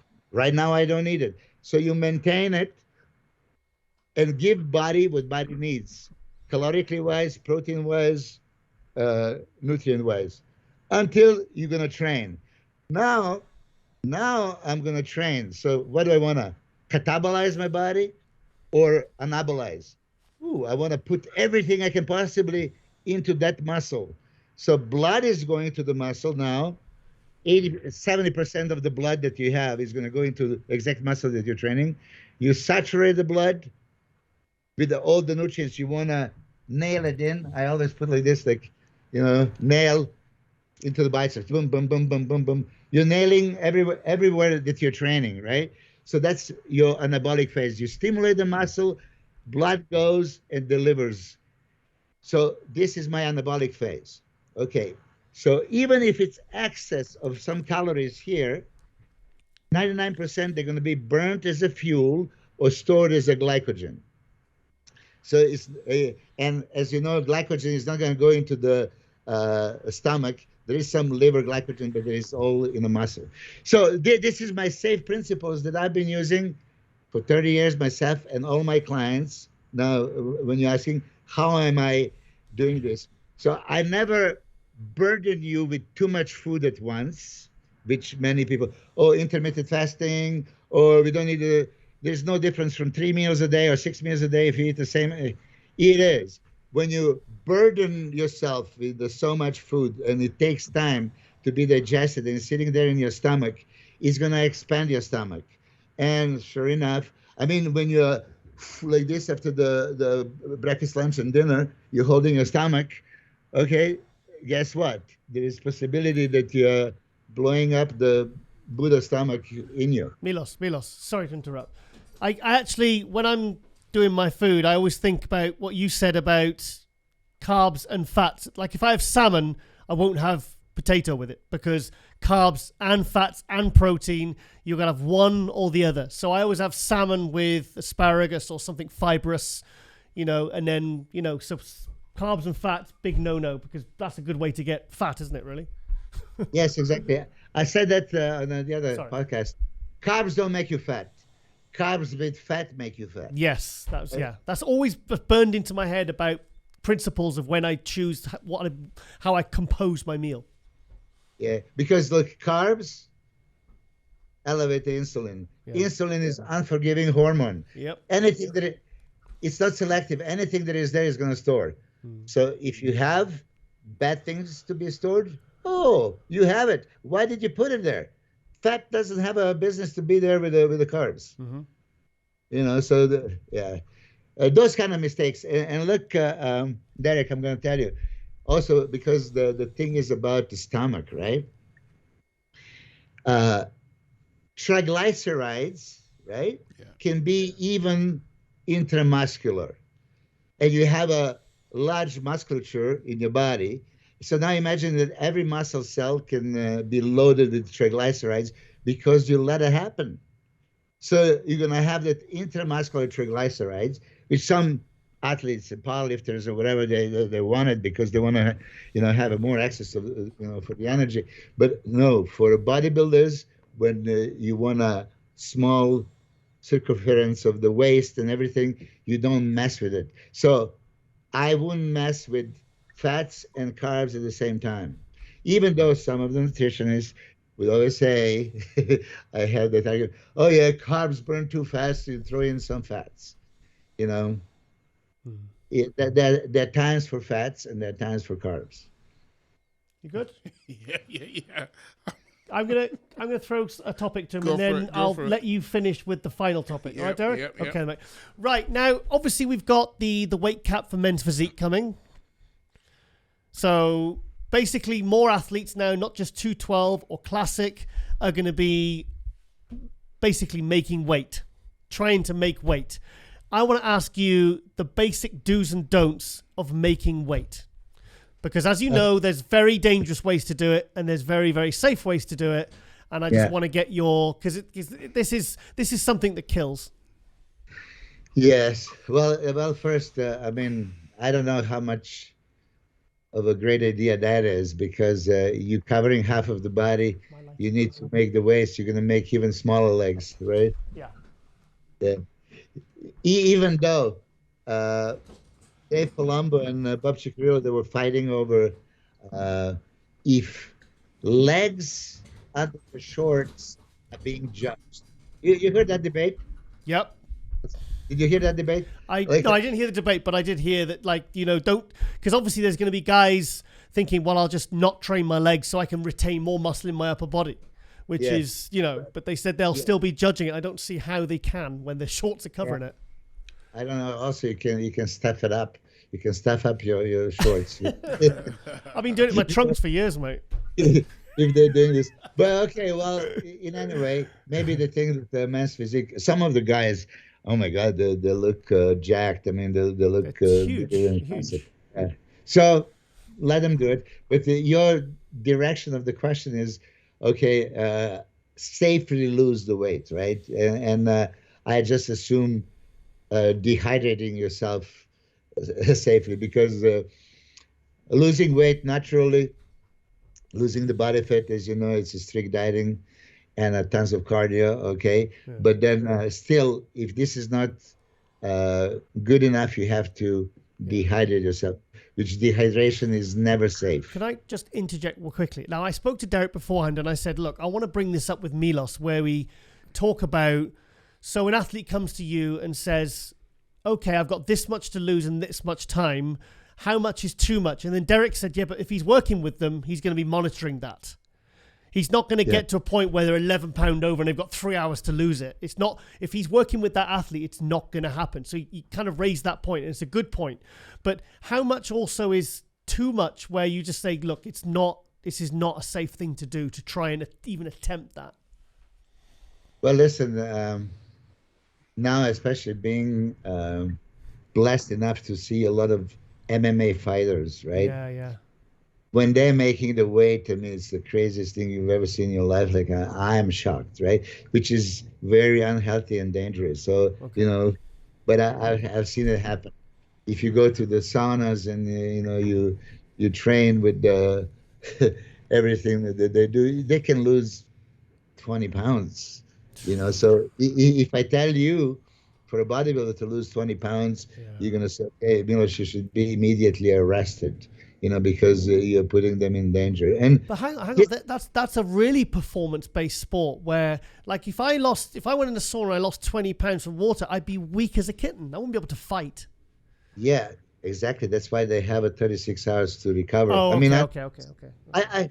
I watched last night McGregor on Netflix. I don't know the third fight, the second fight with Poirier. If you look, and I've seen specials about Hamza Chimaev before Burns fight. Just look at weight cut. Yeah, they are basically being assisted to get up, to walk, because they're so drained. Okay.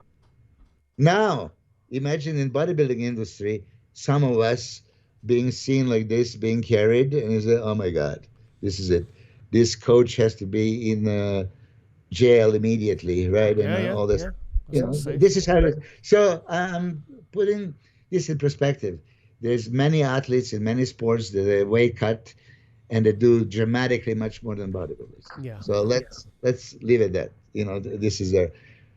They have a medical experts there with them just in case, to take care of it. Okay, we don't have a medical experts here, and as you know, some of the horror stories with Mustafa Mohammed, with Momo Benazir, all this stuff. Yeah. So these things are happening for us.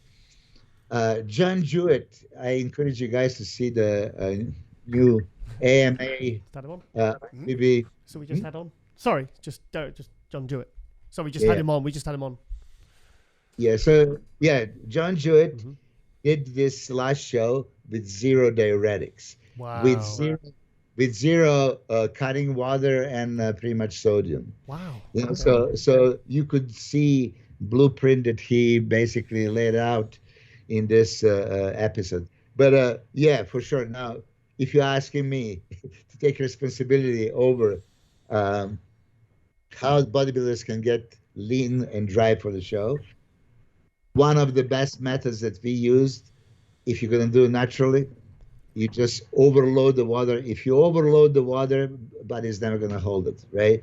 If body's having too much of, it's going to keep releasing, and then you're going to stop completely out, 12 hours, 16 hours before the show, and this would be like. That's what I used to do. Yeah. So aldosterone switches on. That would be simplest way to do it. Yeah. Okay. Would you want to manipulate also your minerals with it? There is belief that, if you cut out the sodium, then you're going to release even more. If you do, maybe by the time you cut the water completely, if you stop the sodium too, just in case. I've seen everything, people that use it and have great results, and people that use it that actually needed the sodium. But those are kind of simple things. If they chose to make a weight with diuretics, the very bad group loop diuretics, they're super aggressive, and they deplete everything, and they would get you dehydrated and create mineral imbalance. Yeah. So if you use them, you have to counteract with specific minerals. If you use the potassium sparing ones, it's canrenone and spironolactone. That's very common for blocking aldosterone, like you said. It's potassium sparing. So you already have too much potassium. So there is misconception of, he's on diuretics, he's for sure hypokalemic too, and then somebody gives you more Kalium, it can stop your heart. so which happens. Is that what happened to Mustafa Mohammed? Yeah, it happens to him. It happened but thank God he survived. It happened to Benaziza. So I would always say that if I can recommend, don't do diuretics, right? But this is like pretty much telling athletes don't do steroids. So it's we are the same boat. Now, if you do the steroids, do them wisely. If you do the diuretics, do them wisely. Don't abuse. Use just what you need to. And simplest, small little diazide, little bit on Friday, morning, noon, and night would usually do it. Little dosages, pretty much. Yeah. Derek, final question over to you. Final question. Okay. Because Milos is not actually feeling very well at the moment. Oh, yeah. He's got a cold. He's got the sniffles. I'm good. Listen, he's got man flu. Milos flu. Milos, I've just started a new job. Yeah, working for a great company. Yeah. But I work in prisons. Yeah. So eating at regular times is very difficult for me. Yeah. Because I can't really take the food into prisons. Yeah. I'm an electrical engineer, so this is why I'm in prison. It's not because I've done anything bad. So in terms of, I was thinking about and Giles, me and Giles were talking about me revamping my bodybuilding competition.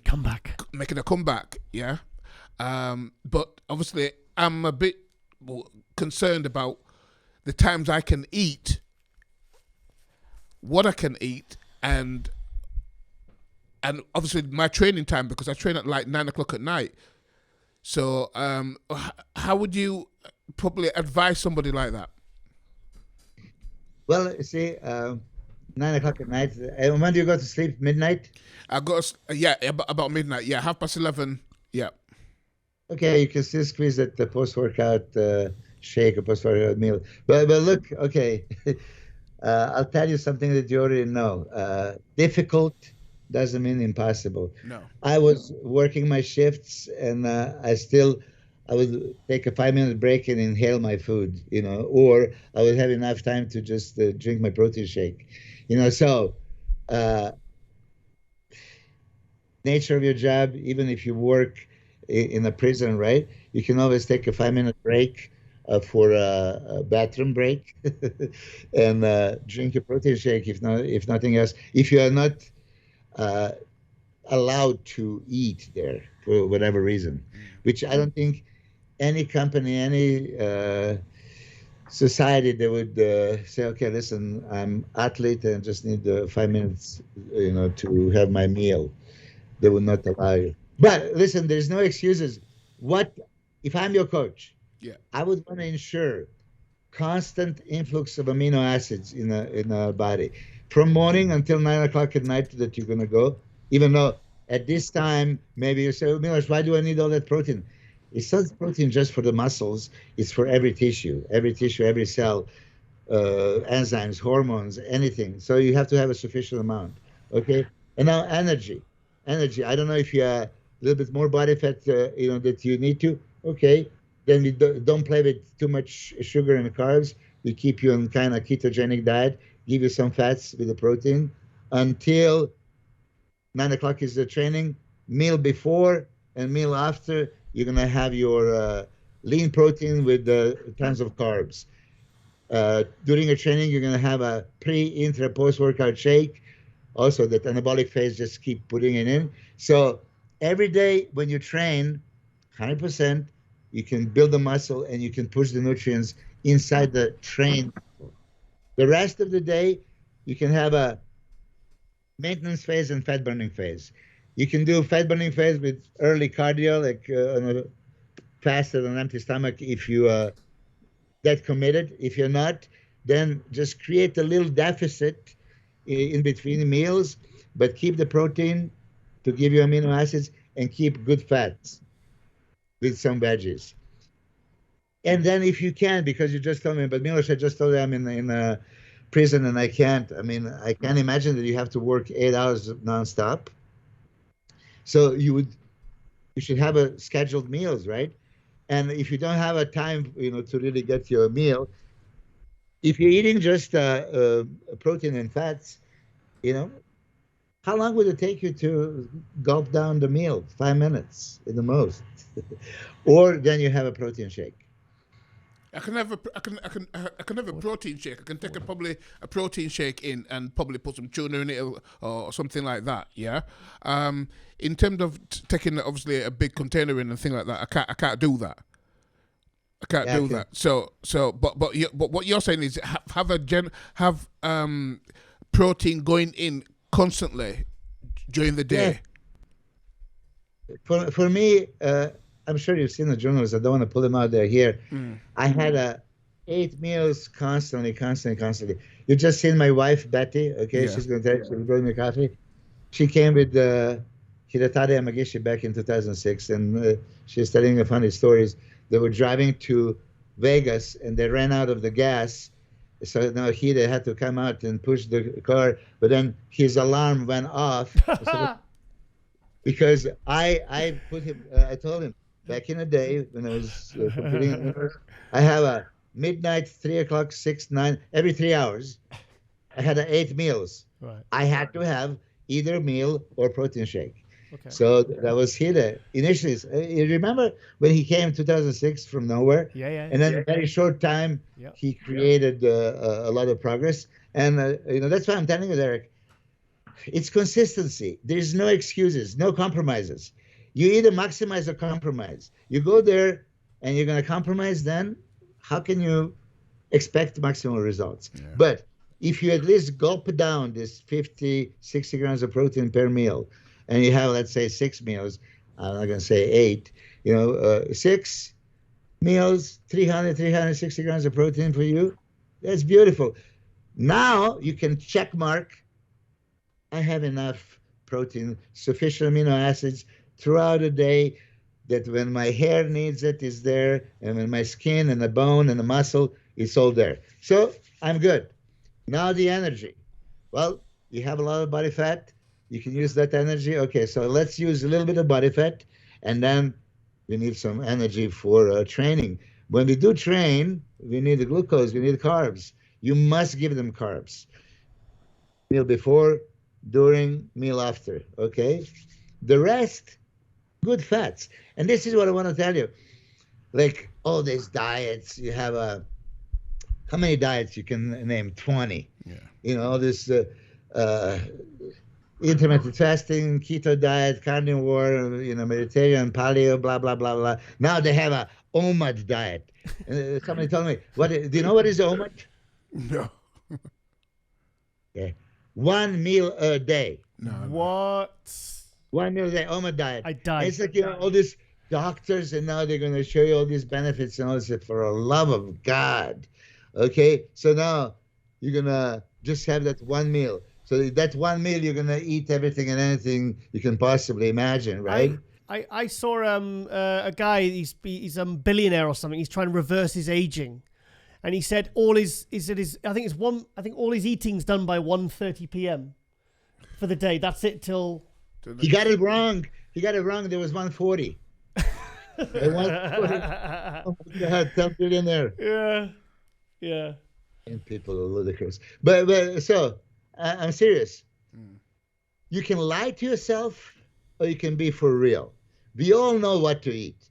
So I'm going to choose burger and fries, or fish and veggies. A burger and fries, I think maybe this, we already know what's up, right? Yeah. So the choices that you make, I was saying like this, if everyone finds that particular food that you actually like, what you like in the morning for breakfast, I have the same breakfast always. I have the same breakfast, same lunch always. So if you have something you like and it's nutritious, so your body actually craves it, and it sits well with your stomach. You digest, you assimilate everything, right? You're never going to have this bloatness and discomfort. That's your lifestyle. Then you just tweak the amounts. Okay, I need a little bit more of it, a little bit less of it. But we all know what to eat. I've seen video. When obviously Derek had the gym, you always pretty much. Yeah, I see your plates, and it's the same foods. You're pretty, same things every day. Like Milos, the same breakfast for the last 50 years. Or Yeah, something. but listening to how Milos talking, he's talking about. Obviously, he's got he's sort of like not cycle, but I mean, he has more when he's going to train. Mine was like constant throughout, so I can see where there's little holes in mine where I can probably tweak mine now. Listening to Milos. Well, you got a new routine with work as well. Yeah, that's prepared. yeah. Cool. Yeah, it's pretty much this. Look, to simplify it, it's like about the money. You want to buy a bread, you need $1. You want to, buy a car, you need $30,000, right? You need a little energy, for something. You're gonna run the marathon. You're gonna do nothing like computer work, or you're gonna do intense training. How much energy you need here? How much energy you just take energy according to how much you're gonna spend. Yeah. How much money you're gonna spend. Yeah. Cool. Right, one final thing I want to ask you. I want to get your opinion because obviously we got the Tampa and Texas coming up. We've got Hunter Labrada versus Andrew Jacked. Who's your money on? Wow. I mean, I would go with Andrew Jack. I'm super impressed with Andrew Jack. I think he's one of those specimens that just like, wow. I thought he looked really good at the day one at the Arnold's. Huh? I thought he looked really good day one at the Arnold. Really good. I mean, listen, and he did. Listen, yeah, absolutely did. But then you would see Stan winning the show yesterday. Okay. Did you? Well, I haven't seen much of it, but I heard that the top three was very close. I looked at the comments on some of the things, and it was quite equal between him, John, and Justin. Yeah. They said the top three was very close. I haven't properly looked at any footage yet. That's your fault. You read the comments. But I haven't seen anything yet, so I don't have anything to go on. So I can't give an opinion. Is what I'm saying. Yeah. Okay. But I catch it now. You can't get rid of me now. So the same thing you said before for Andrew Jack at Arnold Classic. You read all the comments. Are you basing your opinion on comments or your opinion? No. That was actually my opinion. That was actually my opinion. Yeah, I could. We decided that. We sorted that. Listen. So on that note, I love Andrew Jack's physique.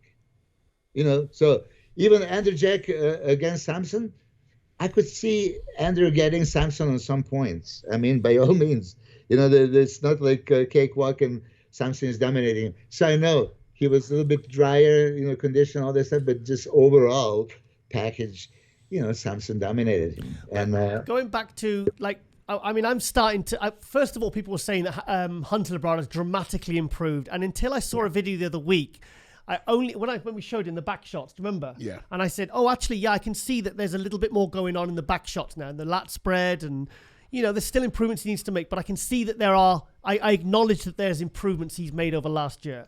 Andrew Jacked, I've not seen a lot, but so I can't really tell if he's improved since the Arnold or whatever, or we know how good he is. So I just wonder, obviously knowing that those two is more than likely to be the top two, I just wonder who's going to prevail and who's going to come out on top, He can go both ways. Listen, I love Labrada's physique. I think he's so complete. Mm-hmm. He just doesn't have a wow factor of Andrew Jack. For me, still, Andrew Jack has this hype and wit about him, and so much aesthetic, massive beauty. Yeah. So if he comes like Houston last year, and you know how it is, he was way better conditioned at the Arnold Classic. Yes. Way better conditioned. Yeah. But he turned the heads in Houston. Subpar condition, just a little bit, right? So we've never seen Labrada dry to the bone, super condition. We've never seen. Hang on, we've never seen either of them like shredded. So I think if one of them does really nail the conditioning, I think that Andrew was. No, you don't think that Andrew was shredded at the Arnold Classic? His condition was good, but I think he could still. There's still slight improvements he could make. With Jesus. Yeah, I would hate you to judge me. He's holding fat on his eyelid. I mean, okay, I appreciate that by all means. look, I will not that put was the- his best conditioning so far, but I think, you know, that wasn't like perfect 100%, you know. Andreas Munzer. It's not the Munzer condition. Yeah. I mean, you know, obviously, there's still Yeah, improvements, it's you know, but good. Hunter's got big improvements he could make in conditioning, I think. Yeah, I mean, Hunter is a compact and it has no weaknesses. Where No weaknesses. So analyze. Hang on, no weaknesses? You sure? You sure you want to stand by that? Well, no. Okay, so you open a can of worms. Come on!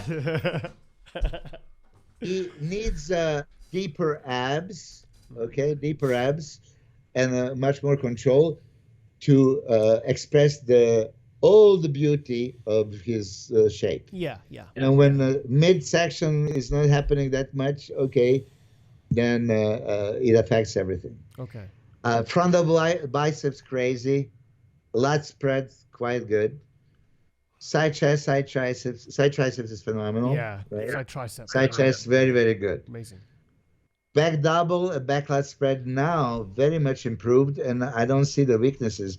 His conditioning before, maybe there was not like slice and dice, so if you say weakness, but this is just a conditioning issue, not muscle, low lat insertion, X-frame V tapers, sweeping thighs. I mean, calves, he had it all.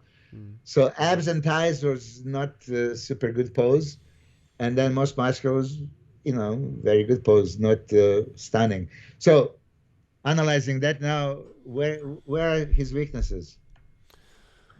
I think lower lat still, but I think that's more genetic. Like Dennis Wolf, he just had that. They had that kind of just that different sort of back. Like when he hit the front rear lat spread from the video I saw, I was like, he's a lot wider, but I just don't think he's genetically got that. Like Dennis James had that kind of wide, huge back, but the lower lats just weren't. It just genetically wasn't there.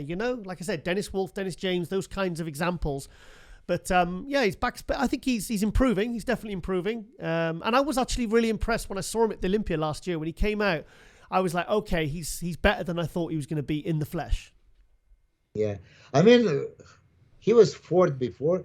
He's still a potential to win the contest. I mean, listen, not Houston to win the Olympia. You can't discount. Yeah, listen, there is a possibility why he's like he beat. Hold on a second. He beat Nick Walker, right? Yeah. And Nick Walker is considered a potential Mr. Olympia winner. And now you're going to tell me that Labrada just doesn't train hard enough.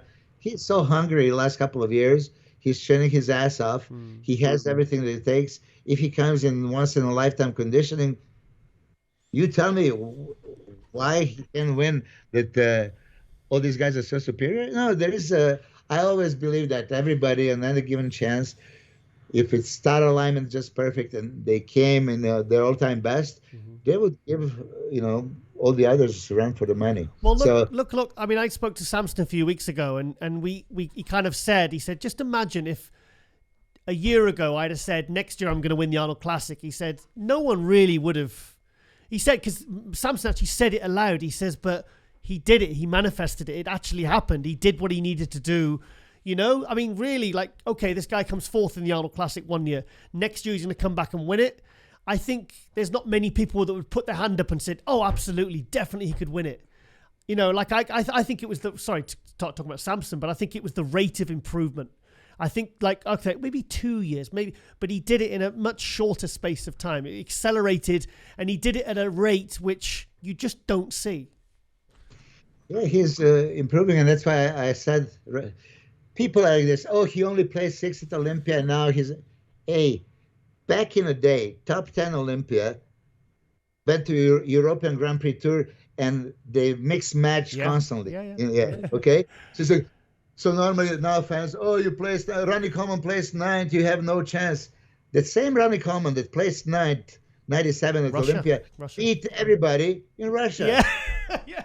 Okay. Yeah. So, you have no business. What do you mean you have no business? It's that close. Yeah. So, Hunter Labrada is potential Olympia winner.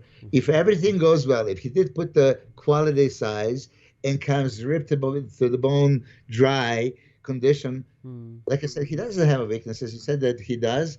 I didn't notice them, but okay, if you just think lower lat distortions, it's not so visible that I would pay attention and say, okay, if something is genetic, especially then you don't penalize it. It's just the way it is, right? Well, it's a sport of comparison, isn't it? So it's whoever he's compared next to. Okay. Know? So now let's go with the Andrew Jack.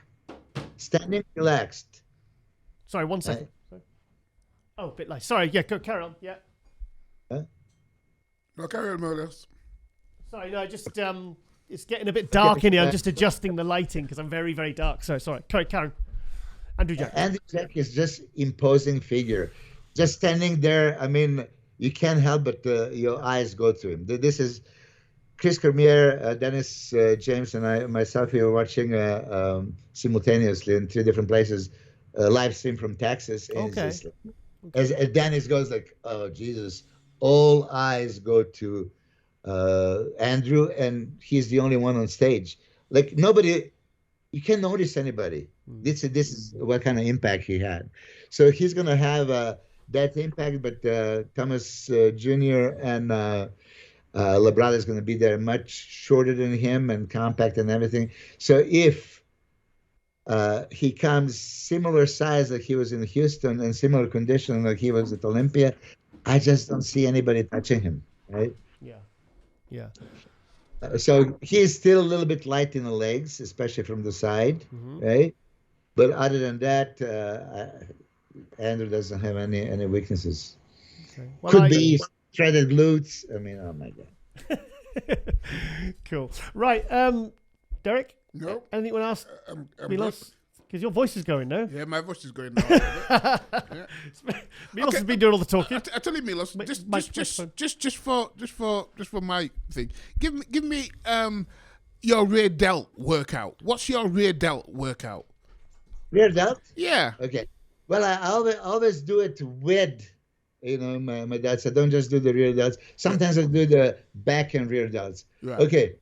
So, you don't have these machines. We have this Korean beautiful machine. There is a new tech equipment that has seated down with the bars that simulate most perfect angle.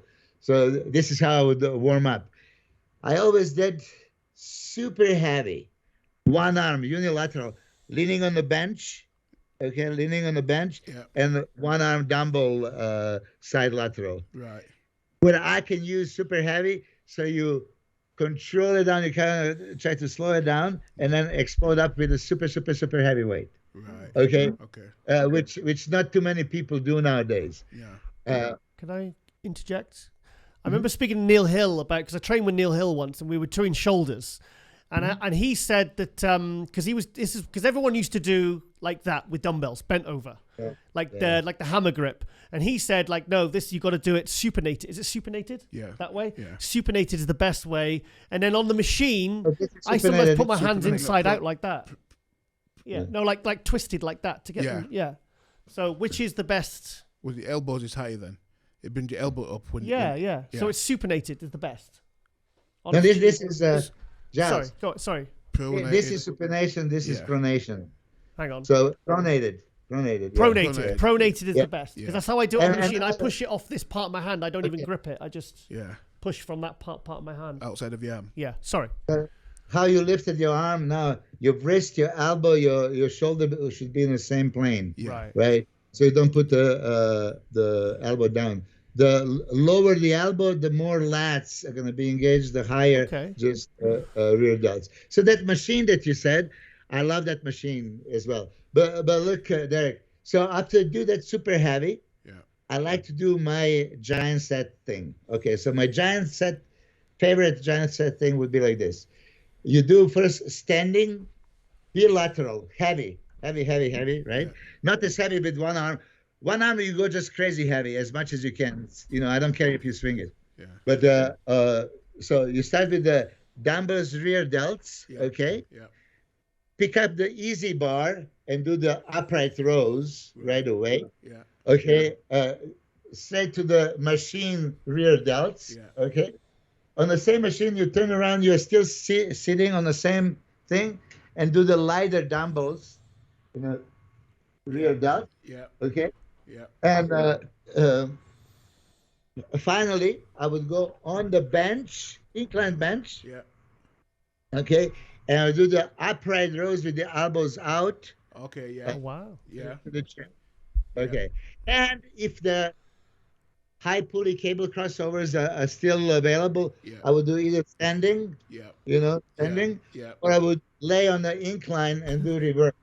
Okay. Yeah. Yeah. Yeah. Wow. So, okay, this is my ideal case scenario when I can bomb with every possible angle, every possible. So, what you can do as well, somewhere heavy, somewhere slow, somewhere peak contraction, change the tempo, angle, grip, stance, stuff like that, right? Yeah. Yeah. You just, after you do the heavy, that's myofibril hypertrophy. Go heavy, go home. You have a stimulation of the heavy muscle fibers, okay? Yeah. Now you go for a pump, volumize, more blood, pump. Basically, look, if you go to the gym and you achieve the greatest pump of that muscle that you train you've ever had, greatest pump in muscle that you train that you ever had, you check mark.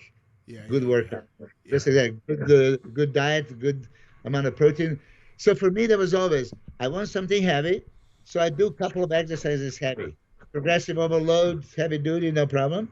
But then, boom, I want a greatest pump of my life for that particular muscle.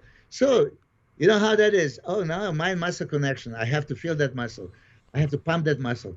So if you achieve the greatest pump without exerting everything else, you've done the job. You stimulated that muscle. Yeah. That's one. You know, when you're doing the machine for rear delts, did your arms only go to parallel with your body? Because doesn't it traps that comes in more when you bring it back further? Yeah, or lats? Okay. Because I look to the right and I stop when my arm gets to parallel with my body, with my shoulders. But that's all like my training And partner. I hold it, and then I come back so far. My training partner, Hunter Campbell. I mean, he has he can go like not 180 degrees. He can almost go 360. Wow, you touch his arms. Yeah. I mean, anything that we do, the range of motion is like, wait. He far exceeds that. Yeah. So, okay. If you go to the rear delt and you honestly can maximally contract it, so squeeze the life out of it on the rear delt, right? If you need to go a little bit further, go a little bit further. Okay. Don't be just like that, the scientists, like there's no necessary. It is maximum contraction. Okay. Right now you can squeeze the pack a little bit. More. Same thing for rear delt. You can squeeze a little bit. Squeeze the juice out of the lemon. Yeah. Squeeze the water out of the stone. Yeah. This is kind of contraction I want. Yeah. Really, when you squeeze so hard, you're almost expecting the cramp. I get it to parallel and I hold each rep. And then sometimes I'll do it where I go a little bit heavier and I just keep the weight moving. Like sometimes with back movements. I'll do it and I'll hold like barbell rows, underhand easy barbell rows. Every rep is held. And then sometimes I'll just put a little bit 5 and extra 10 aside and I just keep the weight moving, but it's still strict. Yeah. And I just think that's a good way to mix it up. And I'll do that with exercises as well. Hold every rep contraction. Sometimes I don't. Just keep it moving. Mix it up. For sure. Yeah. Derek, we're gonna have to let Milos go because he's we've broken a record today, Milos. This is our longest ever. Anytime. And an hour and a half without arguing. So and also you're really into your MMA, mate. You're loving all that UFC. Of course, it's most exciting sport. Come on, let's just touch this subject for a second. I've been to some. I love it. Every man, right, or human being, but man loves the challenges, right? So we can throw the soccer ball in front of us and challenge each other in a soccer game or basketball, okay? But ultimate challenge is fight, kicking each other's ass, and ultimate is not just boxing fight or wrestling fight or this kind of fight, or it's all goes fight. Yeah. Okay, which is MMA. So I think that it's going to be number one sport in the world in the next 10, 15 years. Yes, you're English, and I love soccer by all means. I hate soccer. By the way, can you believe it? Barcelona game was canceled yesterday because they have a bad stomach issues. You know, Too much fish. Too much fish. Hey, you're my baby. I have August Milos 1st. I have recipe. Barcelona Milan tickets for the Las Vegas. Okay. August 1st. Oh, nice. So you see me from there. I love the way he assumes I'm English. I love football. Yeah. You have to. Oh, No, I don't. No, I can't stand football. no. And in fact, I'm actually Welsh, so I should like rugby really, but I don't even like that either. I've been to rugby matches. I've enjoyed them. I appreciate them for what they are, but you know, it's not my bag. Not my bag. okay. Then I'm safe to say, MMA, UFC is going to be #1 sport like in the next 10 years. Well, I've been to some MMA fights. In fact, I was part of a supplement company that we decided the fighter of the night. And it was the guy that one of the fighters failed the medical, and then somebody from the audience that had passed it or something the day before, one of his fighters who was watching, they pulled him out and he ended up winning. So we decided him as the fighter of the night because he went there to spectate. Yeah. It was fantastic. And also a friend of mine I promoted a bodybuilding show with, he looked like a real pretty boy, like a male model type. And he said, I went up to see him and he had a black eye. And I said, is that from, because he used to work in this bar. And I said, oh, have you been chucking out the louts? And he says, no. He says, I was fighting last night in a match. And I thought he was joking. Turns out he's a semi-professional MMA fighter. So I went to see him, and it was like the fight he did. It was like a Rocky film, like twice. Yeah. They got him in a chokehold, and the second time you could actually see his eyes start to close. It was like this guy's losing consciousness, and he got out of it, and he won. Yeah. And it was literally, I was like, I feel like I'm on a movie set. It was so exciting and so exhilarating. The atmosphere was incredible. I really I definitely would love to go to. I'd love to go to some UFC in Vegas. I can't imagine what that's like. Yesterday was in London. Yesterday. Oh, wow! I'll come to Vegas and I'll come to a UFC with you. I'd love to go. Honestly, I'd absolutely love that. I bet it's so exciting. Well, unfortunately, I can't get you to the UFC. Oh, Milos don't want to be seen with me. That's what it is. I'm telling you in advance. Okay. Well, I was just trying to blag some free tickets there. So, Milos, I'm gonna let you go, mate. And thank you so much for coming on again, mate. And I always enjoy our talks, mate. I really do. You know that.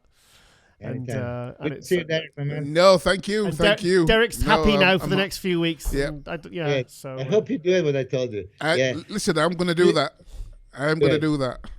All right. Yeah. I think he's looking for a new coach, Derek. Milos. Good.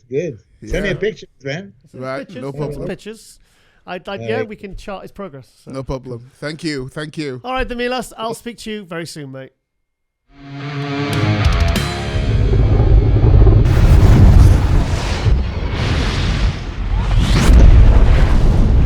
Okay, guys, welcome back to Season 5, Episode 41 of MD Globe Muscle Hot News. No, we do not have Derek Clark in the house because he's away working. We have... Hello.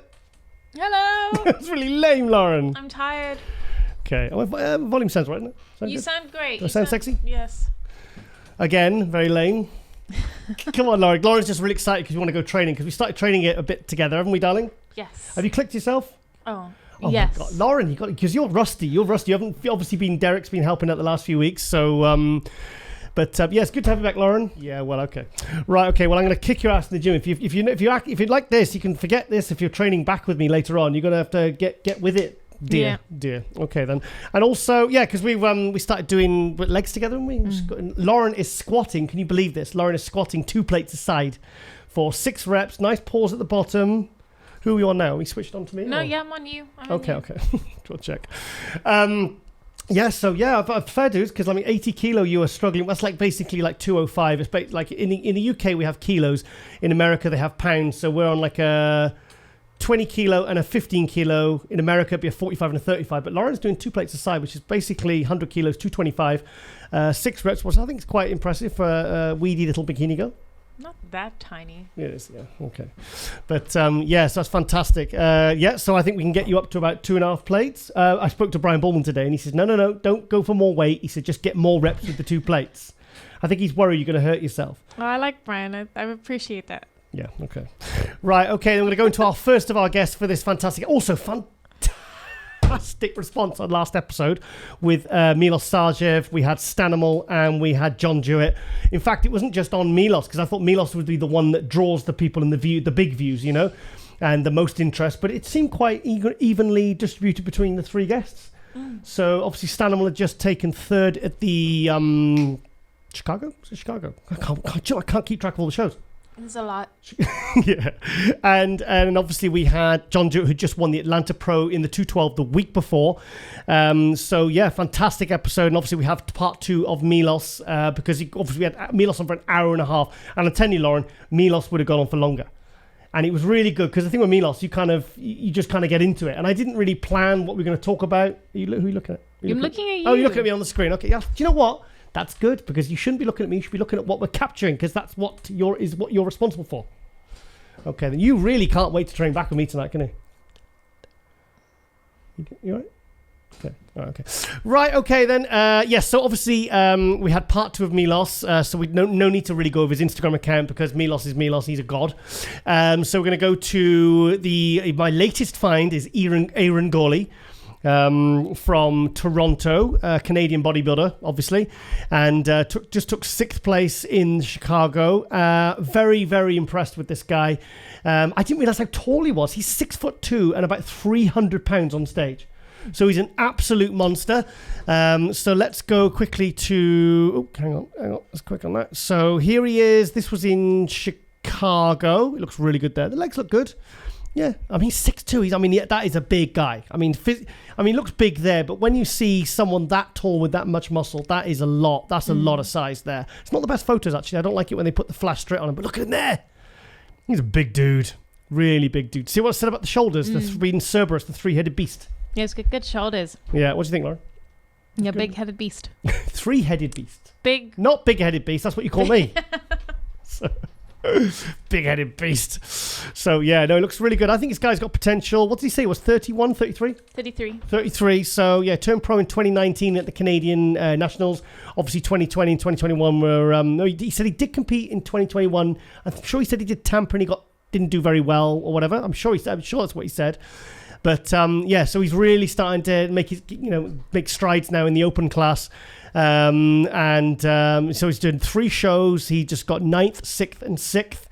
I think he was 9th in Toronto, 6th in Chicago, and I'm sure he said 6th in Vancouver as well, the one that Hassan Mustafa won. Go back a couple of episodes, we covered that one. Really, really impressive. Let's have a look. Oh, this must be the 212 guy he preps. I'm guessing, because looks like a 212. This is the guy. Yeah. Oh, the lighting wasn't very good at Chicago. It's a bit rubbish. Can you hear Maya screaming? No. I can hear him through the headphones, through the wall. Poor Baba. That's how loud he is. No, poor Baba. He's been fed 30 times today, Lauren. Jesus. The cat just eats non-stop. So we're just going to have to completely ignore him like we do with the crickets. So, in fact, actually doing the power hour with Ron and Patrick Tour yesterday, and I thought I'd sorted the cricket situation, and I actually had to run away from filming. You can see Ron go, where the hell's Giles gone? But obviously I'm still in camera shot, because I actually caught the cricket and then ran out here through this door and then flicked it into the garden. So you'll probably hear I've done that before, and then you hear the crickets outside. And it's just like you can't freaking escape them. You either have to... I usually feed them to my tarantula. Princess Octavia. So anyway, this was in Chicago. Okay, then. So, yeah, it looks good. The nice shape, good structure. See, this is when you can really gauge how big this guy is. I mean, Blessing is what, 5'11"? 5'10", 5'11". Yeah. Patrick, I didn't realize how short Patrick Moore is. Patrick Moore, like he was so... perfect height order. Hang on, so... look at that. Hang on, let me just zoom in a little bit. Right, so Blessing was 4th. He didn't hit the mark because obviously he prepped himself. And, his physique is there, but the conditioning he needs 3... I'd say he needs at least 2-3 weeks of good, hard prep to really dial that in, because he's not quite there. He shouldn't really be getting on stage really like that. And I think he was lucky to get 4th, actually. Patrick Moore, I believe, was 5th. And then you had Eiren here in 6th place. So, but you see how, that's 6'2", 5'10", 5'11", and he's about 5'8" there. So, so 4th, 5th, and 6th. Yeah, you can definitely get a little bit harder from the back. Oh, God, Patrick really missed his mark there. I don't think they're very good photos, though, either. But I the mean, lighting's not my favorite here. I have to admit. do you know what though? I mean, Blessing really. I mean, he really. That's nowhere near. How could he get on stage like that? How could he, the week of the show, think I'm ready? I'm going to compete. I'm looking good. I mean, surely. Hey, I feel like that right now for Sunday. Lauren, so... no. Okay, but at the end of the day, this guy's a pro bodybuilder. You should thanks. know what. No, you should know what. It's not all about you, dear. You should know what conditioning and separation is. I mean, look, when he flexes his arm, there's no separation in his arms. He looks good, but he doesn't. He does. No, He's he got doesn't. shape. Okay, he's got shape and he's got size, and he just needs to bring it in tighter. Lauren, this guy's the guy that won the New York Pro and the I Indy know. Pro last year. I mean, even if you've got mates in the gym who are looking at you, they would say to you, like, bless him, mate, you're not in shape yet. You need to skip this show and really knuckle it down. I mean, I don't know why he slipped up like this, because this is not good, and I'm not even sure whether he can do it in 2-3 weeks. And to be honest, if I was a coach and he came to me and said, "Can you prep me for a show in 2 weeks?" I'd turn him down, because you can't get that in shape in 2 weeks. And then it's working with somebody new. It's not going to happen. I'm sorry. So I'd say another 6 to 8 weeks. 4 weeks of good hard. I mean, say like a Patrick Tour or a Chris Aceto. I mean, really three weeks minimum. And I mean, you'd have to have a plan in place from the second literally as soon as the phone goes down.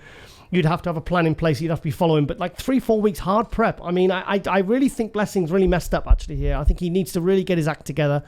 And get itself sorted, because he's a top guy. He's won big pro shows, and he cannot be showing up on stage looking like that. Right? Okay. Then Eiren Gauley, they're from the Vancouver. See, this is better footage. Yeah. Do you like Hassan? Don't you? Yeah, he's cool. He's awesome. Look at that! Oh my God! Do you know what? When you get the slightly side on footage, you get to see not just how wide they are, but how dense they are. And I think that's probably the freakiest footage I've ever seen of Hassan. Look at that. Sorry, Eiren. My God, he's certainly eating his desiccated liver. Oh, God. You were laughing when, because he said, "Oh, what the hell's desiccated liver?" I mean, you watched it, He just didn't even know what I was talking about, did he? Oh, no. Guys, anyone watching, you must surely remember, unless you started training in the last, 3 years, surely you must know what desiccated liver is. I mean, think about it, right? It's like desiccated. It was desiccated. Clues in the name. It's liver that's desiccated. It's like crushed up and shredded and dried out. Yeah. It's liver. It's organ meat. It's full of B vitamins, full of iron, full of protein, good quality protein. It was so cheap. I mean, I used to have handfuls with every meal. Did it taste nice? It's disgusting. Oh, okay. But it's you don't chew them. They're not like sweeties. You actually you gulp them down with a big old glass of water. But I got up to 30 tablets in one go. But is that good for you? Probably not. But what do you mean? The 31 go or the desiccated liver? In fact, you know that desiccated liver is so full of iron, you just get nosebleeds. Oh God! Because your blood gets that rich in iron. It's like practically glistening with iron.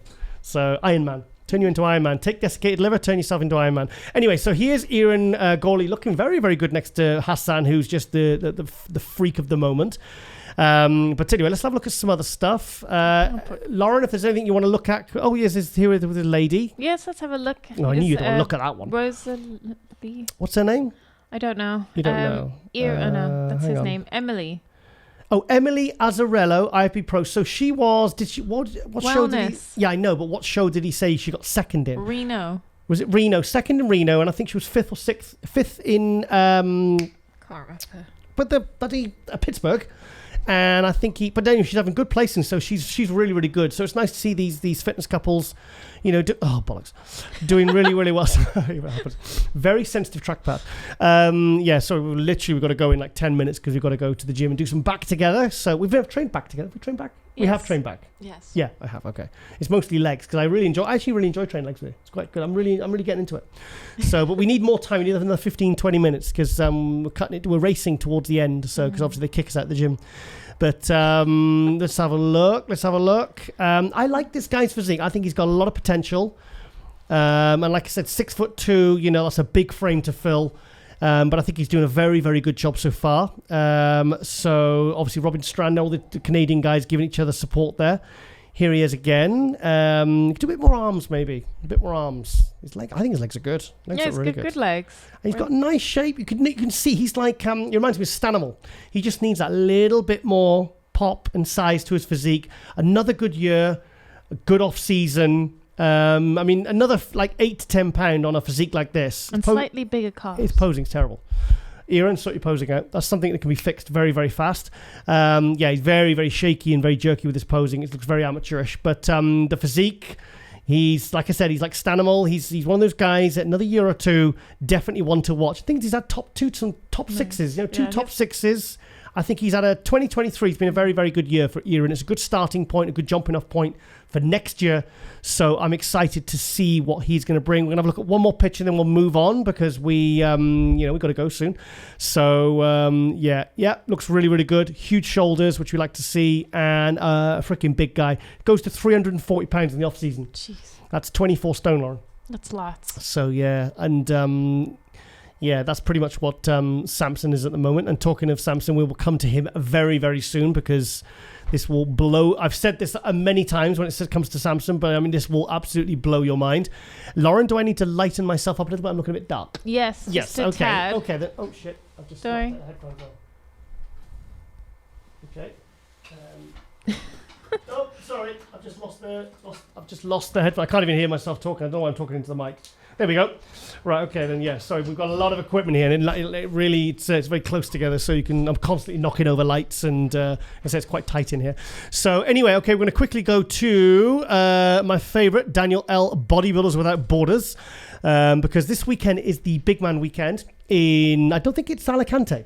It's not Alicante's, I think it's somewhere else. But it's obviously another one of Emilio Martinez's shows in Spain. Big Man Weekend, I imagine that's because it's in conjunction with João Henrique from IFBB, obviously Pro Portugal.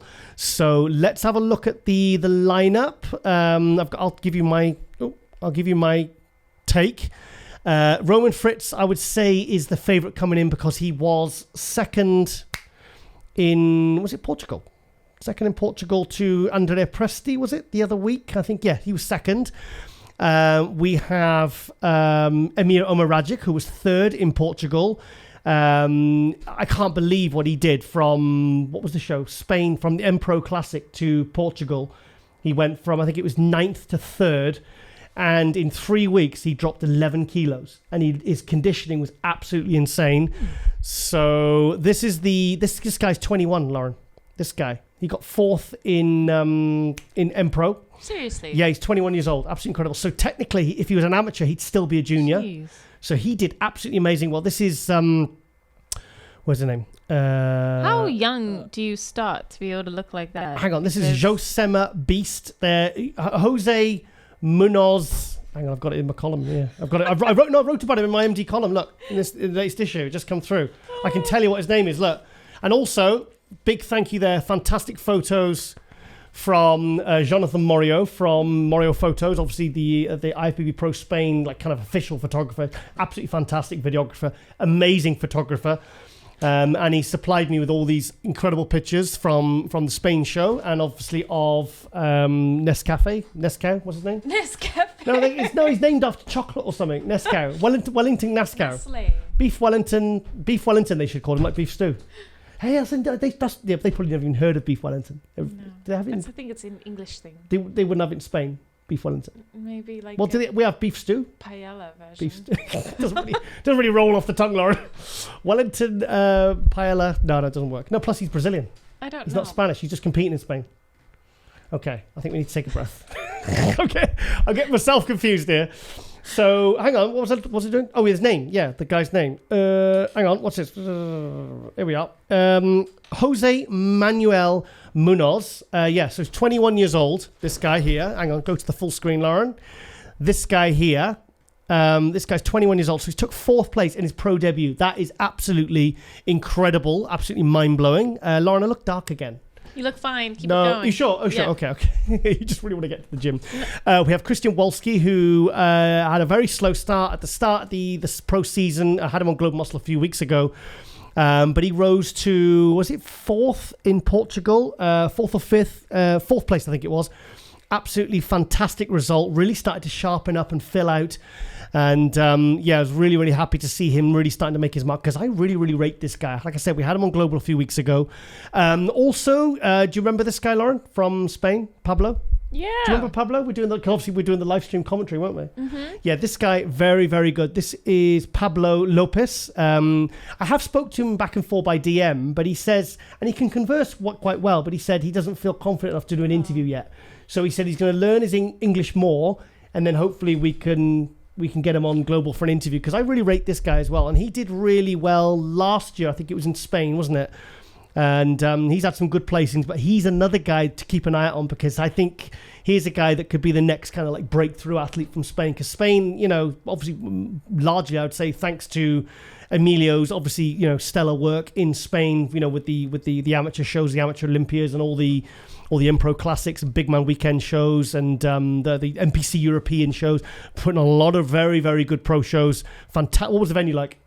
Amazing. Yep, absolutely incredible. So I don't know the rest of these guys. So, but I think it's going to come down to Roman Fritz and Amir Rajic, first and second. It's going to be interesting because you've got Amir, who's what, 23, 24, and then you've got this guy at 21, probably battling out for second and third. I mean, a lot of people feel that Roman Fritz, given what he did in Portugal a few weeks ago, taking second place to Andrea Presti, they feel like he's really kind of the favourite going in. But I think he's gonna have his hands full with Amir Rajic, because if Amir comes in any better than he did in Portugal, I think it's going to be very, very down to the wire between these two. But I think Daniel's got this pretty right. I think he's in. I think first, second, third, fourth, fifth. I think this seems like a likely outcome for the show. So yeah, so like I said, it's great to see all these pro shows in Europe as well. But so let's have a look at Roman Fritz. Yeah, it looks absolutely fantastic. Really starting to hit stride now, because he started off the season quite slow, not quite, you know, really nailing it, and then all of a sudden he gets second in Portugal to Andrea Presti, and now obviously he's riding high with confidence. And I think really he'll be the favourite coming in, and obviously then we can get that qualification and get him to the 2023 Olympia, because he is, I think that'll be his first Olympia. Well, it will be his first Olympia as well. So huge fan base, this guy. Can you believe this guy has had 2 hip replacements? No. Yeah. He was out for a year. He had hip replacements. Where's the scars? Because obviously there has to be scars if you're replacing someone's hips. I don't know. I haven't had that surgery yet. Yeah. Okay. I'm not even going to say anything like that. What other surgery have you had, dear? So, yes, that's yes. Anyway, right. Okay then. Oh, because obviously the NPC USA's today, but we won't cover that because the amateur shows are just too massive. I'll be here for bloody days, and I want to get to the gym to do back. So, yeah. So really, it's really that is, like I said, we're filming this actually unusually on a Friday. Normally, we film this show on a Sunday. Obviously, the show comes out on a Wednesday. So yeah, so it's kind of that in between stage at the moment. Oh, this was interesting. This was very interesting. John Jewett is going to be doing an open show at the Legion Sport. So I'm guessing he's going to be on stage around 218, 220, because that's where he feels he's absolutely bang on ready. Obviously, when he's a 212, he has to then suck it down to 212. Maybe fills out a couple of pounds by the time he hits the stage, potentially, if the weigh-ins, you know, if there's enough time between the weigh-in and the when he steps on stage.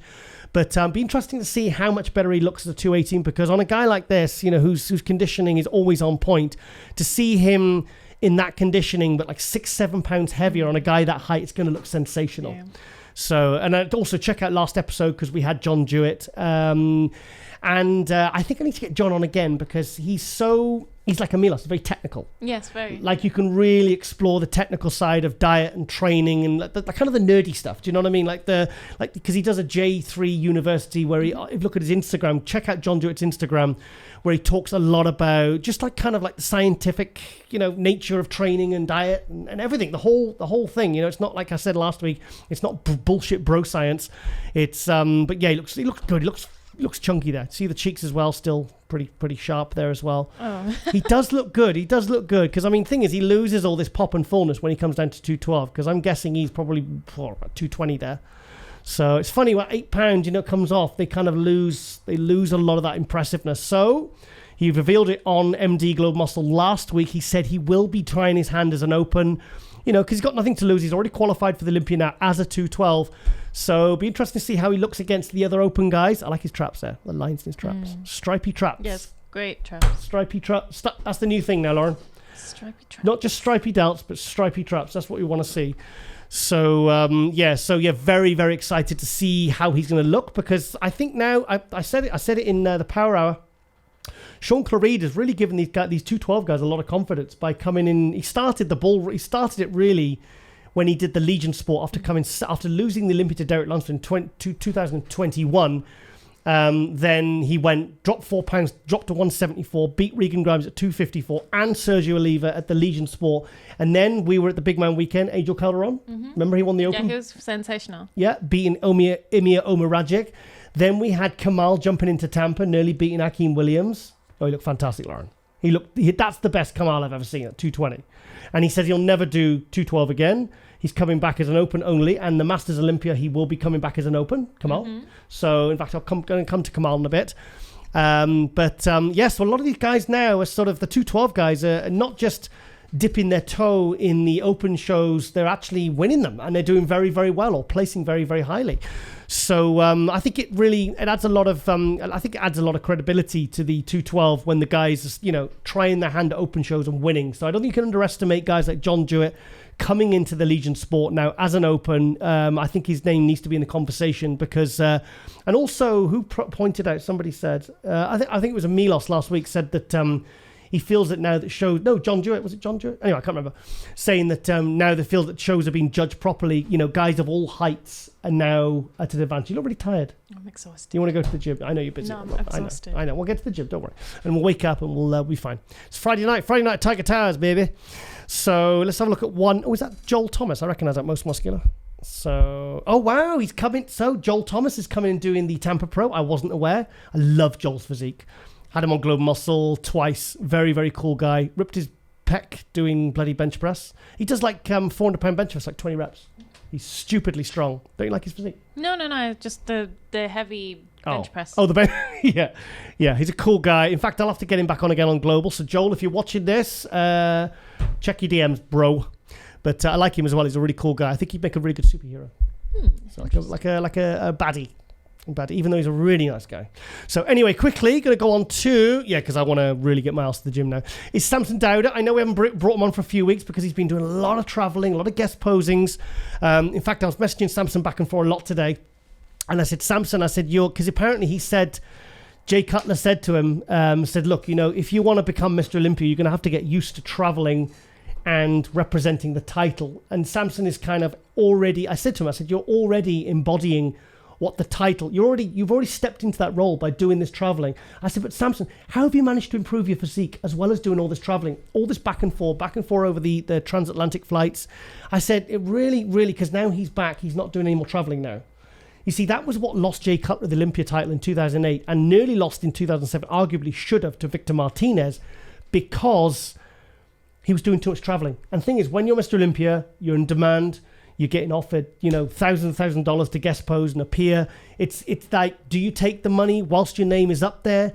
But then again, it's going to be detrimental to, you need to be doing what you need to be doing at home, training and improving. So it's like it's a dilemma a lot of Olympia champions face. But Samson has managed to already, he's not even won the title yet. And he's managing to improve his physique. So imagine what he's going to do now. Now he's shutting it down and he's not going anywhere now abroad, really. Any trips. He said no more trips planned now until the Olympia in Orlando in November. So I was excited before I saw this video.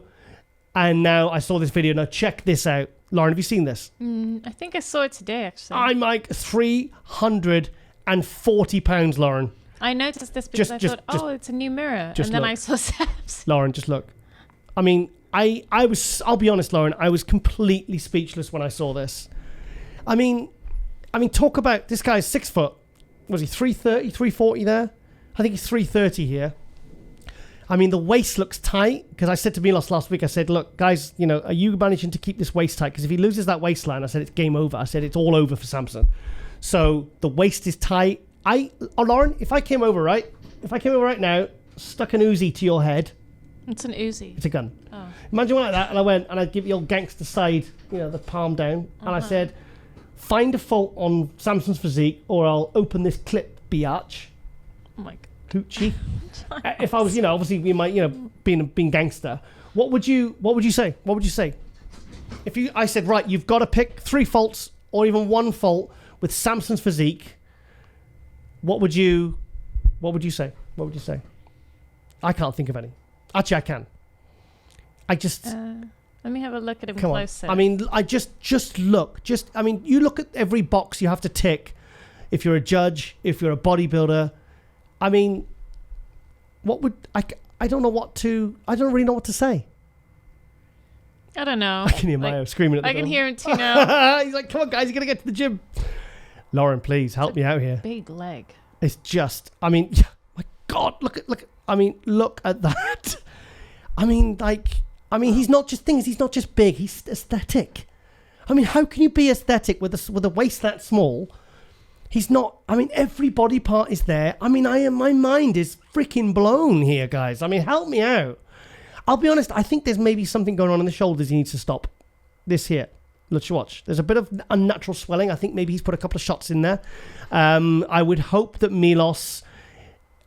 I know Milos is smart enough. Let me rectify that. I know that they're both smart guys, and I hope that will stop now before the Olympia, because the higher up the level, the smaller the more that these small details kind of add up and can make a difference between winning or even getting 3rd or 4th. Because Hadi, Derek Lunsford, Nick Walker, it's gonna be Andrew Jack. It's gonna be fierce at this year's Olympia. So it's gonna be close. It's anyone's game this year. So, but Lauren, I mean, look at the chest. I mean, the shoulders, the arms, everything, the symmetry, the thickness. I mean, that is his starting point for the Olympia. Yeah. I think he can win the Olympia this year. I think he could. I went from thinking, okay, he's going to be, I think he can move up to top 3, to, okay, then I think he could really challenge Hadi and Derek. I think he's already beaten Nick Walker at the Arnold Classic quite clearly. So he's already taken that one, and he's clearly going to be a lot better. And things with the bigger guys, they can do more with their physiques. They can actually improve. Whereas someone like a Nick Walker or a Hadi, what really can they do with their physiques? I think we can still see more improvement from Derek, given that every single year he does improve and he does get bigger. So yeah, I'm absolutely blown away by this. So Samson, hats off to you, mate, because what you've done there is, like I said, I keep saying it, it's absolutely mind-blowing. So congratulations, mate. And, God, look at the legs. I mean, how much do those legs weigh? They must weigh 100 pounds each. It's like a bloody horse, isn't it? Like a bloody stallion. Yeah. Samson, you're a stallion. Yeah, it's absolutely incredible. So anyway, I'm going to quickly go to, because literally just before we started filming, I saw this update from Kamal, who is 4 weeks out for the Masters Olympia. So glad, because I bullied him into doing the Masters Olympia, and I'm very, very much looking forward to seeing, because I mean it's coming down to a few names now. Nice. Phil Clayhar obviously won in Orlando, was it? We had Kamal, obviously the 2019 212 Olympia champion. On paper, really, he's probably the most decorated of the pro bodybuilders going into this. We have Josh Lenartowicz. I messaged Josh and he hasn't got back to me. I don't know whether he's doing it. I heard there was still problems with his brain thing, his tumor thing. So I don't know what Josh, I've not seen any updates, because I heard he was doing it. He was on the list, and now it's gone very, very quiet from his camp. So I don't know what's happening. I have tried messaging him, but he hasn't messaged me back. So I don't know whether that's a good sign or a bad sign. Still got the same number, because I saw that he'd been online and everything. So I don't know what's happening with Josh Lenartowicz. So it comes down to Kamal, Phil Clayhar, and I do believe Max Charles will be a factor as well, Mr. Sex Honey. What does that mean? You haven't watched the episode.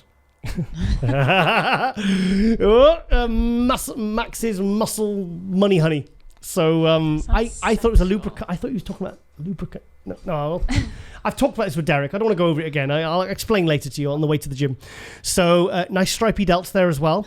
Because Kamal, I've trained with Kamal. I've done, I think it was shoulders, chest. I've done shoulders with him and chest. So that's why his shoulders are so stripy, because I taught him everything I know. But yeah, he's looking good. He's looking good, and that was 8 weeks out.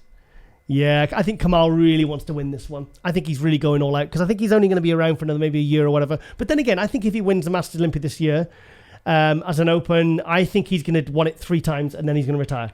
That'll be like 54. Thing is, if he's still looking good, he's still injury free, I believe. Last time I spoke to him.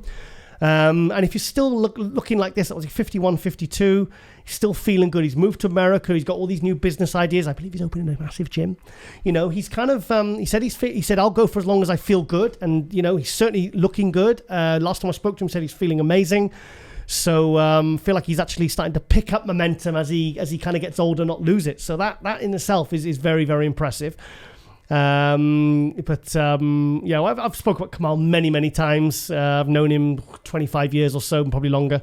And yeah, he's awesome. Right, okay then, and I want to finish off with the Power Hour, because this will be now a few days by the time you watch this, because I actually copied the idea of John Jewett about now that men's physique are now having to make weight as well. We now have men's classic 212 and the men's physique, who are now all having to make weight. And of course, there is dangerous ways to make weight, and there's very, very safe ways to make weight.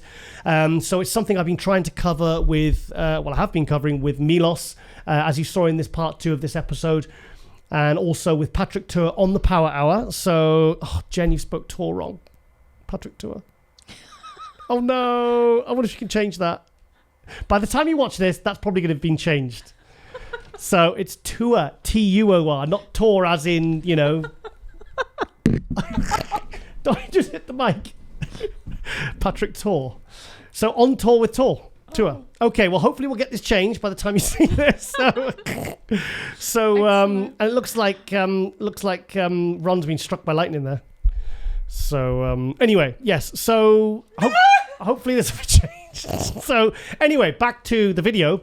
Yes, so we had Patrick Tour for an hour and a quarter. Patrick Tour. Oh my God, look, I'm really pitch black here. Come on, Lauren, you've got to fix the lighting. Come on, woman, this is your job. I'm firing you. That's it. I'm getting Derek back in. You're bloody useless. I'm firing you. Hang on, hang on.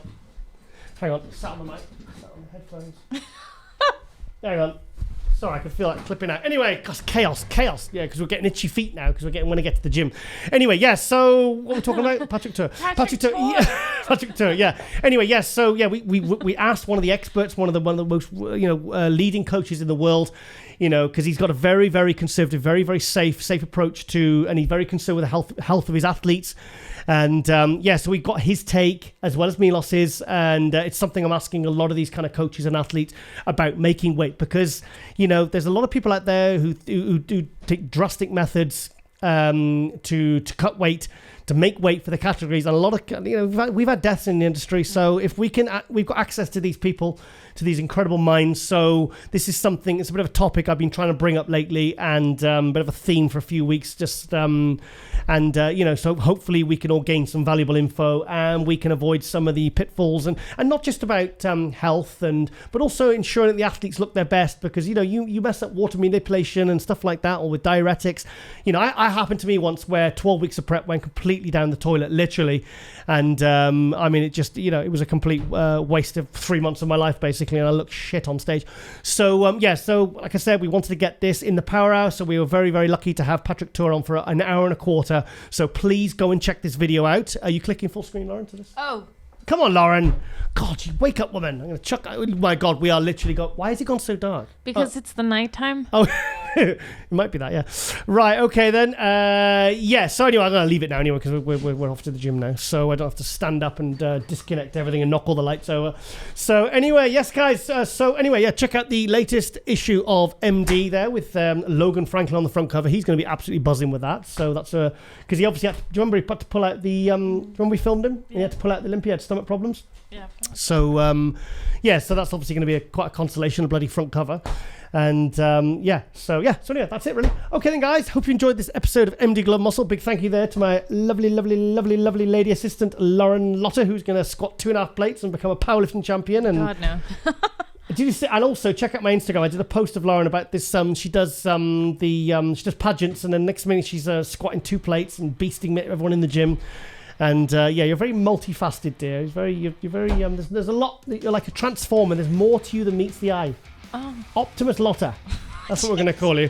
Right, okay then, guys. Also, please do not forget to like, share, subscribe, and hit the notification bell. And that's it, my friends. Okay then, guys, myself and Lauren are going to go smash them back up at the gym. So, as always, thank you for watching, thank you for supporting, and ladies and gentlemen, we are out.